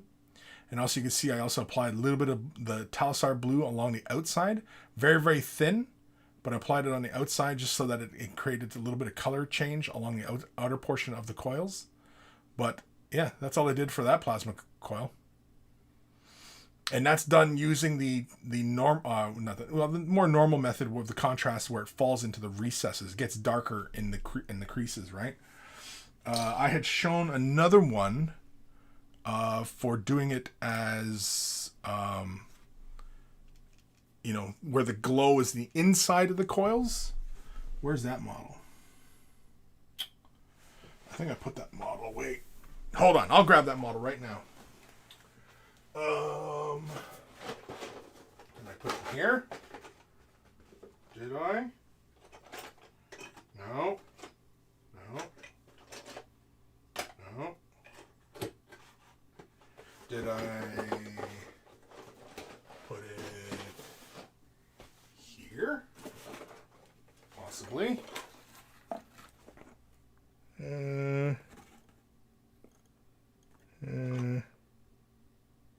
Or did I do it on the guy over here? I have no idea where I did it. I had shown it on a model, and I thought it was a Space Marine I did it on. And I did the little coils, and I did them a different color. I did it like the internal coils, right? And they're green, or...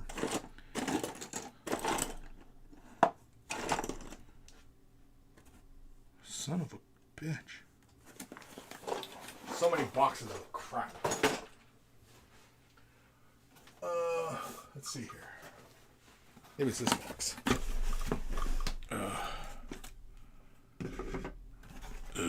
I think it's this one. Yes, it was this one right here. Or was it this one? Oh, it was both these. Oh, yeah. I think I showed these on my channel not too long ago. I had done these guys. Yes, I think I was doing it once with contrast and once with just regular paints. And I shown doing the internal, like the glow is inside the coils. I think the one on the left was the contrast, and the one on the right is opaque color.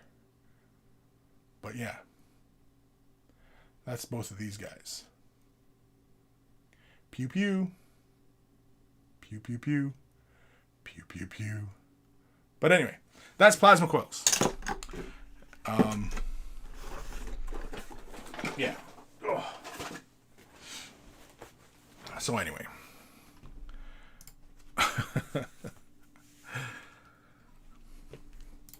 After that whole walk around my office looking for crap. So yeah, you can do it with Baharoth blue, mixed with a little bit of contrast medium. Yes.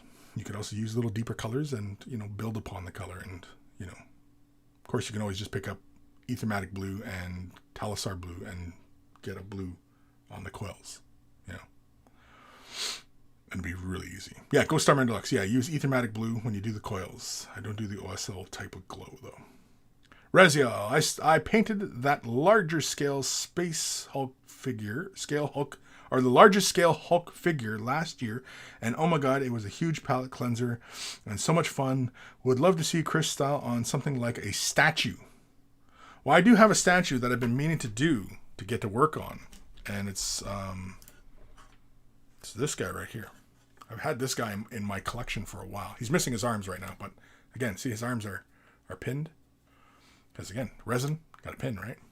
But yeah, I've been meaning to get this guy done. He looks basically like a big Catachin fighter, and he's holding like a big orc head. You've probably seen this in the backgrounds of other videos in the past. But yeah, that's one I've been meaning to get to. That's a big statue. He's about damn near 12 inches tall. Damn near.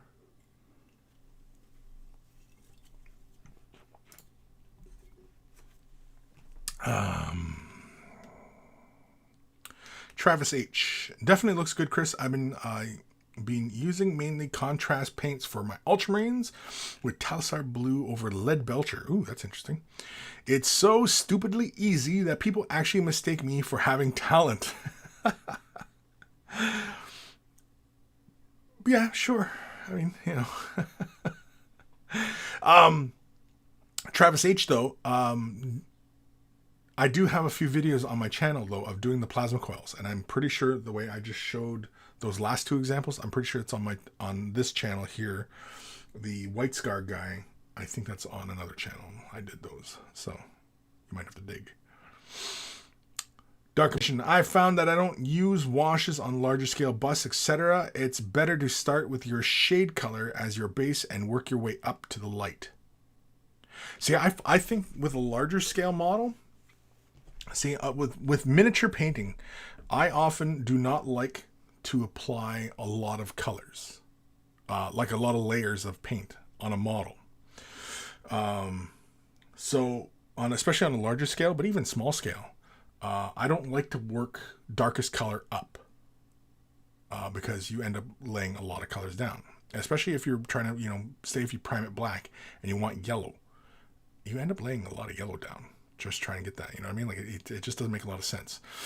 And even in painting, like canvas painting, I don't start with the darkest color. I always start with a white canvas and build downwards. And so a larger scale model like that, I most likely would start with the mid-tone and build my shadows down and then put highlights on. I'd start in the middle. Or maybe start with the lightest and build downwards. But with model painting, I think you're better off starting somewhere in the middle, Using black as your initial prime, I don't know. It just, especially if your color scheme is very bright, it doesn't make a lot of sense and starting with the black because you can build a contrast to your model. Well, that doesn't make a lot of sense either because you can always add the black. You can always build down to black. It's always harder to build up to a pure white on top of the black without having so many layers. And, again, it depends upon your paints. It depends upon your particular techniques, your particular skill. It can be quite a challenge. Bayushi, Pepsi, Pepsi. It's sugar. It's the Pepsi with the sugar in it. Me likey. Dr. Santos, oh dang, I just remembered that I have a Duke Nukem bust somewhere here that I could paint. Yeah, paint it, man. Send pics. Paint it. Send pics. Razio, heck yeah, patrons unite and get Kris to paint his big duder. Shake it, baby. Shake it, baby. Shake it. I'm here to chew bubblegum and kick ass. And I'm all out of bubblegum. Matthew Perez, Death Watch player here. I can attest to that. It freaking sucks going black to any yellow or white. Took a few tries and it's okay that yellow, but man, does it take some time. Yes. But if you're doing Death Watch and you're going with some yellows, like on the shoulder pads or whatever it is, it's pretty easy to within Citadel because like Everland Sunset, building that as your base for yellow, it only takes a couple thin layers on top of black, and it covers really darn well. Same with Ceramite White. Ceramite White sits on top of black pretty well. Just work it in thin colors and don't try and get it in one go. Do 2 thin layers, and you'll find that it's smooth and it's even on the surface. And but with Death Watch, I mean, like, of course, too, I mean, like, you can also save yourself some trouble there as well. If you can. I'm not 100% sure with Death Watch models because I know some of them might be, the multi-part where the head and the neck and like the chest and the thigh are all one piece, that kind of shit. But you can prime them black on the body, leave the shoulder pads separate, prime them white, paint them separately, glue them into place, and, you're laughing. Or, well, paint the arms metal, and, you know what I mean? Like, you can speed your process up by doing your army in sub-assemblies, right? You don't have to glue it all together in one go. Mind you, though, with styrene plastic, and if you're doing sub-assemblies, leave the contact points bare. Or just get used to scraping the paint off where the contact points are so that you can score them and then use plastic cement to glue them, and, you'll get a superior bond that way. Don't use super glue, especially if you've painted them, and gluing 2 painted parts together using super glue. That is the weakest bond you possibly can use. That's the weakest bond you possibly can use. Why? Because if this part was painted, you primed it and base coated it, and then and then you're going to put glue there, and you have paint here, primer, paint, glue, put them together. What's holding that part together? The paint. The paint's holding it together. Not the glue. Because the glue is binding to the paint and it's grabbing onto the paint. And then so that part is going to break really easily. So stop doing it. Stop doing it. If you absolutely have to do super glue, CA glue, clear the contact points, then glue. Or score them and then glue. But I don't recommend using CA glue for styrene plastic kits. Use plastic cement. That's going to give you the best bond. It's going to be strong. It's going to be durable. It's basically melts the plastics together. Do that. Don't use CA glue. Stop. Just stop the madness. Dark Commission. I don't prime black anymore. We all have our own techniques. Just found what works for me with bus, etc. Yeah, no, I'm not. Do whatever way you like to do. Personally, I don't do it. I got out of the habit of priming, because I used to prime black all the time for everything, and it was a while, and I was like, damn, like, why is it so hard to build up bright colors and blah blah, you know what I mean? And I was like, oh, because I'm priming on top of black, and I'm trying to build these colors up, and then the paint gets too damn thick, right? And so I didn't want thick paint on my models because it obscures details, it softs corners, and also too, you end up with those little bumps and stuff like that on the surfaces, and it's crap. It looks like crap, and you don't want to do it. So.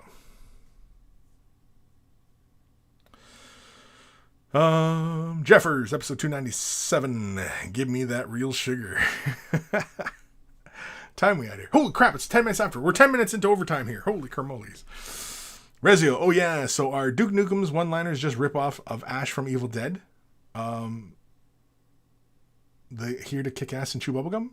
They live is where that line comes from. If you ever watched John Carpenter, They Live, pretty sure that's where it comes from. I have no idea where the kick ass, chew ass, and kick bubblegum. But yeah, I was always under the impression that that's where it came from, because They Live, that's a late 80s film. 88, I think They Live is. I mean, I could be wrong, but I'm pretty sure that's where the line came from. But anyway.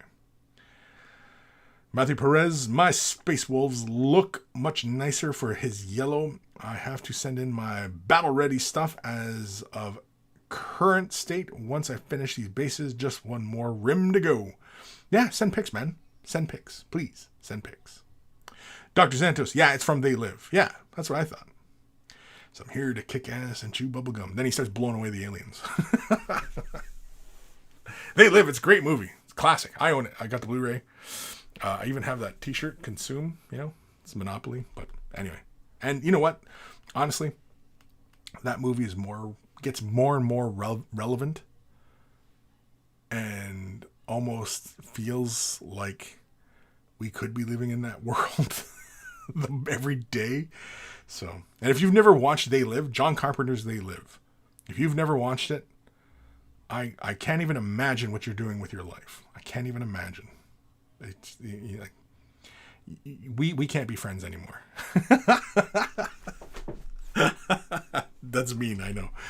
But anyway. Raziel. Oh damn, Kris just schooled me on Rowdy Piper knowledge. I'm ashamed. Yeah, They Live is a classic. Yes, Rowdy Piper. Yeah. And I think that's like the only movie he ever did, eh? And that was the first movie that I ever became familiar with the actor Keith David. When I was young, I knew what the hell's her name? Meg Foster. She's the reporter, she works for the TV station. I knew her from the He-Man movie, and that was that was one of the things. Because Rowdy Piper, I was familiar with Rowdy Piper. Obviously, when I was a young guy, and wrestling and stuff. Because I used to watch wrestling way back when it was Hulk Hogan. Around the time I stopped watching when basically around the time that it was like the Ultimate Warrior was coming into the picture and everything like that. That's when I lost interest in wrestling.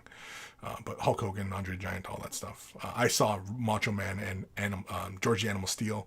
I saw them go at it at the Gardens in London. I saw them wrestle. That was fun. Anyway, memory lane. Raziel, literally watch any John Carpenter film from the 80s. Keith David is in The Thing too. Yeah, The Thing too, yeah. The Thing, The Thing's great. Fantastic movie, man. The Thing. It's fantastic. Fantastic. Dr. Santos, there's one thing I like about the movie is the first fight between Rowdy Piper and Keith David, which was remade in Saints Row 4. See, I never played any of the Saints Row. I have no idea, but I'll take your word for it, and that's pretty cool. George Hintz, Hell Comes to Frogtown. Is that a movie? I'm not familiar with that one. Or is that what you say when you go to town? Every time George gets in his car, Hell Comes to Frogtown. All right. Dark Commission. If I was part of officer class, I would walk into the library where I would find a loaded pistol. I've never seen They Live. Really? You've never seen They Live? Dude, you're as old as I am. You've never watched They Live. Dude. Stop what you're doing and put on They Live. Stop this stream right now. You need to watch it right now. John Carpenter. Are you a fan of John Carpenter's work? Anyway. George Hintz. It's a Piper movie. Oh, it is? Okay. Hell Comes to Frogtown? Oh, okay. No, I'm not really that familiar with Piper's body of films. Because he wasn't an Academy Award winning actor or anything like that. You know what I mean? Like he only has one speed. So. Matthew Perez. Now I gotta watch some good 80s horror today. Aaron Seach. Never seen They Live either. Sorry.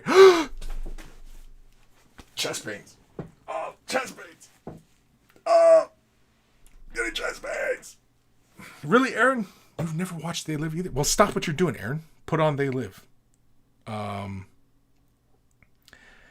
sure somebody's streaming it somewhere. Put it on. And watch it. It's classic. It's a classic film. And it's as relevant as it was when it was made as it is today. And like I said, even the world we're in today is mirrored in that world. And it's one of those It's one of those films that just had a fantastic idea. It's why I like John Carpenter films, because he has a fresh idea, a take on an idea, and so I can't remember if They Live was based off of a short story. I mean, usually they all are based off a short story, but I mean, if this one was, or if it's directly from his brain, I can't remember. But anyway, yeah, watch They Live. Excellent film. Excellent.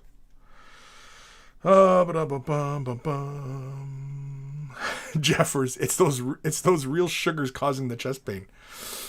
No, it's the stress, man. It's the stress. It's the stress. Because I told Aaron he wins the day. He won the day. Aaron won the day. And he Aaron, you broke my heart. You broke my heart.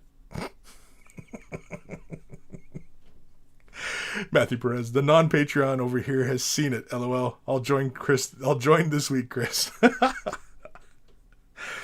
Ghost of Starman Deluxe, you need to compile a list of all the old movies the monkeys are required to watch. Yes. If you want to do a deep dive into Chris's brain, pretty much any John Carpenter film, yeah. Escape from LA, not LA. Escape from New York. LA, New York is a far better film. Man. The Thing, They Live. God, I'm drawing a blank on John Carpenter right now. Halloween. Like, come on, John Carpenter, man, he's the best. Any film by John McTiernan, Die Hard, Predator, those movies. Come on. Anyway, Reziel, Escape from New York, The Thing, They Live are required. Halloween, I guess, yeah. Legion, Chris, I think you have to prepare yourself mentally for what I have to say next.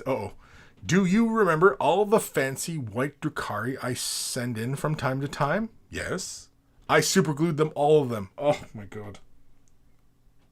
Okay, you guys are killing me now. You guys are trying to hurt me. You're trying to hurt me, right? Is that what's going on here? You're trying to hurt me? But Legion, I assume that you're not really playing with your models. You're just painting them up for display or something, right? You're not playing with them, right? Because if you're not playing with them, then it doesn't, it's not a huge issue. It's just usually a majority of people who, are, wanting to get better at their painting, but they're still playing with their models. It's usually where, a lot of the advice I give is kind of, where I'm at. It's usually everybody, it's between worlds kind of thing. I guess it's really kind of where I'm at too, right? Because I love playing and I love painting, I'm depending on the day, I'm usually 50-50 as far as playing and painting. You know what I mean? Like, I love to play, I love to paint. When I'm playing, I want to paint, and when I'm painting, I want to play. It's usually the way I work. Heretic Scott, I haven't seen it either, but I'm only 23, so I've got an excuse. No, that's not an excuse. Aaron Siege, Monkey Movie Night, new channel on Discord. Yeah, but not all the monkeys are have nighttime at the same time. I mean, like, when it's night for you, for Dr. Santos, it could be early morning, middle of the night, right? So we should just, well, I mean, we do have the channel for movies and TV, and that's where I usually just post kind of crazy crap. But yeah, anyway. Dark Mission, The Thing is one of my fave sci-fi horror movies, though, so not a complete loss. No, John Carpenter's The Thing is really awesome. It's really great. Still scares the crap out of me today. Even though I know it's coming. There's one part in the movie, it scares me every time. And like when Buddy's head comes off and all the little things come out, oh man, that is still freaky as hell, man. Like that. You watch that late at night and you're kind of tired and you might be feeling a little queasy, and then you watch that scene, it's like, oh no, I can't go to bed now. Oh my god, no. Give me a Tums. Ghost Starman Deluxe, every time someone hasn't seen a movie, Chris takes 10 D10 psychic damage. Yeah, I do. That's pretty much what happens. I need like little lightning bolts come down every time I'm like, it's like, suffering a perils of the warp test. I'm just, oh. A brain vessel pops. Rezia, I still use super glue sometimes. I might want to snap off a gun or something and change it based on rules Or you can magnetize like a less lazy person. Oh, yeah. I often don't magnetize, and I don't super glue. I often, when I build a kit, it's built in that one configuration, and I'll play with it in that configuration. I absolutely want to play it in a different configuration, then I proxy, you know. But most of the time, I'm playing friendly games, and if I go into a tournament where proxying is usually not, allowed, then yeah, I don't bring whatever it is, that I would proxy normally or whatever, right? So, because house rules, man, house rules. It's always house rules. Sir Peanut Butter, my main game collection is Horse Heresy, so Super Glue is my friend. Oof. Clayton Tate, the Pingu claymation version of the thing is super amazing. I'm not familiar with that. Send me a link. Rezio, for me, the thing is his masterpiece, and personally, Escape from New York is high on my all-time movie list. Yeah, definitely. Yeah, Escape from New York, yeah. Escape from LA, you can pass that one. I mean, it's got some funny scenes. It's got some memorable scenes in it, but Escape from New York's a better movie. It's classic. And that one, too, is almost where we're at. When you think about, like, the fucking quarantine, New York being under a quarantine, it's like Escape from New York, for God's sakes. We're almost living in these times of John Carpenter movies. Maybe John Carpenter's a prophet.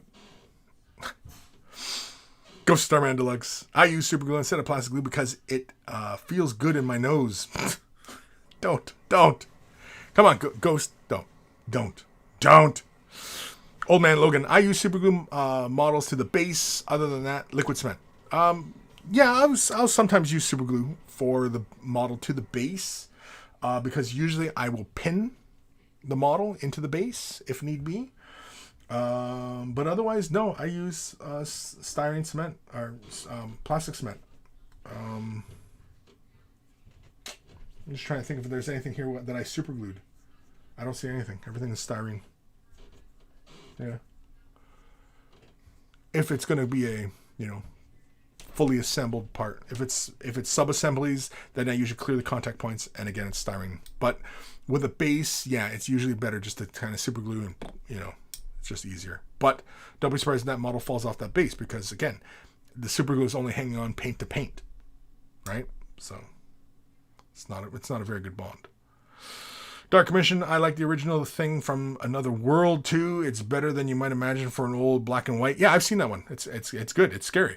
And in fact, that one's an excellent example of your imagination is scarier than what they can show you on the screen. Yeah, definitely. It's from the story Who Goes There by John W. Campbell. Raziel, dude, Isaac Hayes is the Duke. And I heard Snake Plissken is dead. Yeah. Old Man Logan. Ooh, and that is before I paint. Typically, if painted, I scrape the paint away at the contact points before super gluing. Yeah. And if you're gonna clear the paint off the contact points, score those points as well, because that way you give the super glue something to grab hold of. If you absolutely positively have to use super glue, score those points. But even if you're using contact cement, or plastic cement, not contact cement, plastic cement, score the points so that the glue can penetrate a little bit further and give you a much better weld. Again, because the plastic cement, right, it melts the plastic and it helps the bond. And those points are it's like welding. It's like they're bonded. Ghost Starman Deluxe. For real though, GW's way of packaging super glue is garbage. They give you 5 tubes of the stuff, too big to use in one go, so they dry out super easy. I prefer Loctite. See, I only ever use this super glue. This one right here. This is Hot Stuff. I like this one. This one's always served me well. And the thing is, with these nozzles on these CA glues, I'm pretty sure I did a video. It might have been in just a tip. I think it was just a tip I did. To keeping your super glue, keeping it good between, sessions when you need it, is burp the tip. Burp the tip.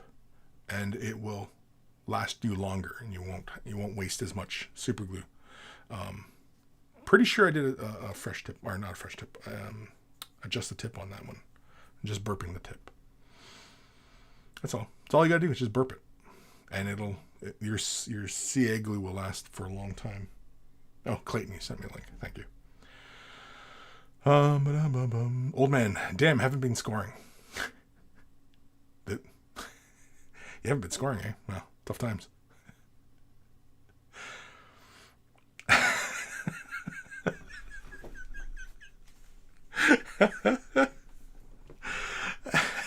Old man, very tough. Yeah, it's very tough. Yeah, tough times. Oh, man. On that note, before I start making fun of old man Logan. Damn COVID. Yeah.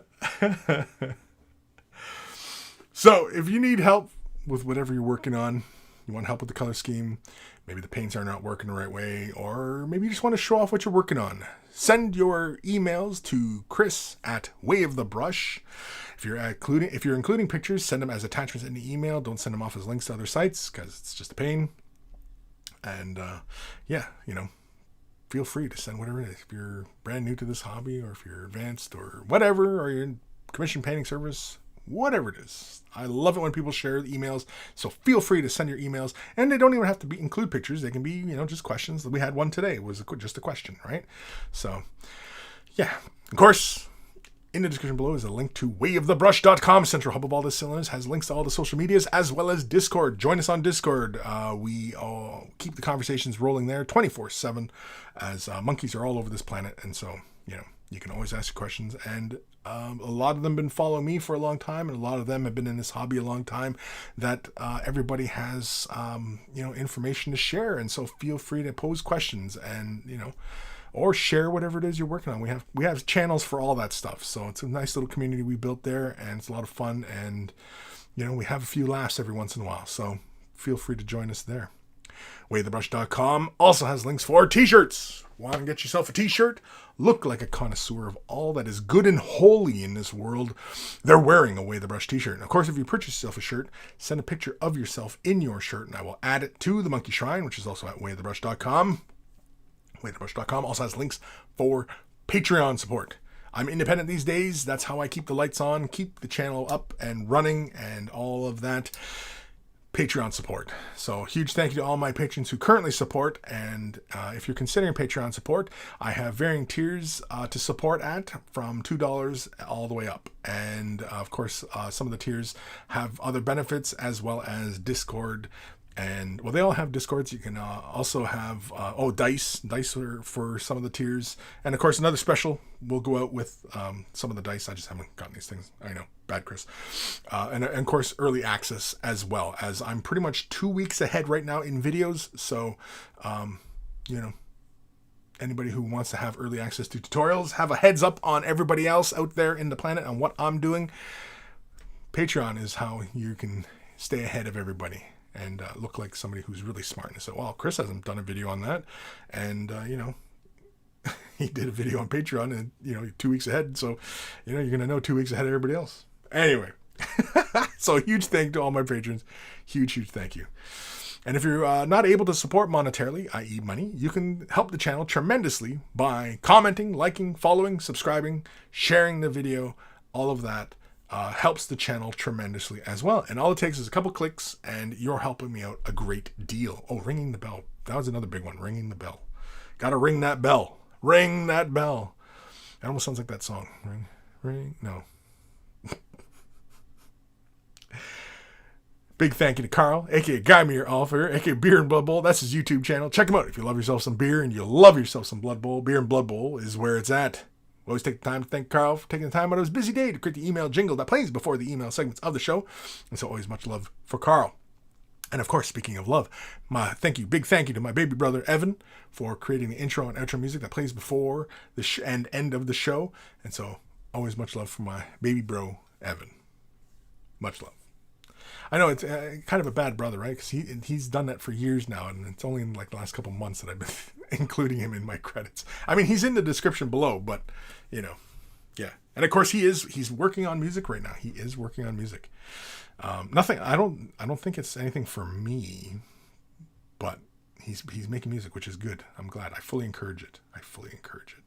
I'm looking forward to what he creates because he makes some really kick-ass stuff. Any last comments here? Dr. Xantos, scoring, burping. Is this some kind of voodoo? Yeah, scoring. Yeah, score your parts and burping. Burping your tip. You got to burp your tip, man. That's a big one, man. If you want to keep your nozzle clear, you got to burp it. Oh, man. Dark Commission. I wonder how many blokes will get COVID elbow.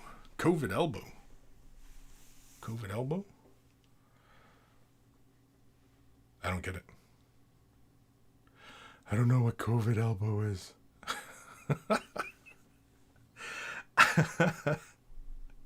Dr. Sanchez, I have no idea what they mean, but I endorse them. Burping and scoring? Scoring and burping. The scoring. You score the parts, making thing, and burping. You got to burp a tip. I'm pretty sure I've done just the tips on these. I have video tutorials on these. I'm pretty sure. I don't really want to check right now, but I'm pretty sure. I don't know. Somebody back me up. Did Kris do them or not? I don't know. I'm pretty sure I did. I mean, I could be wrong. I don't know. Oh, Old Man Logan, I got it, Dark. Got you. Old Man Logan, tutorials on how to score.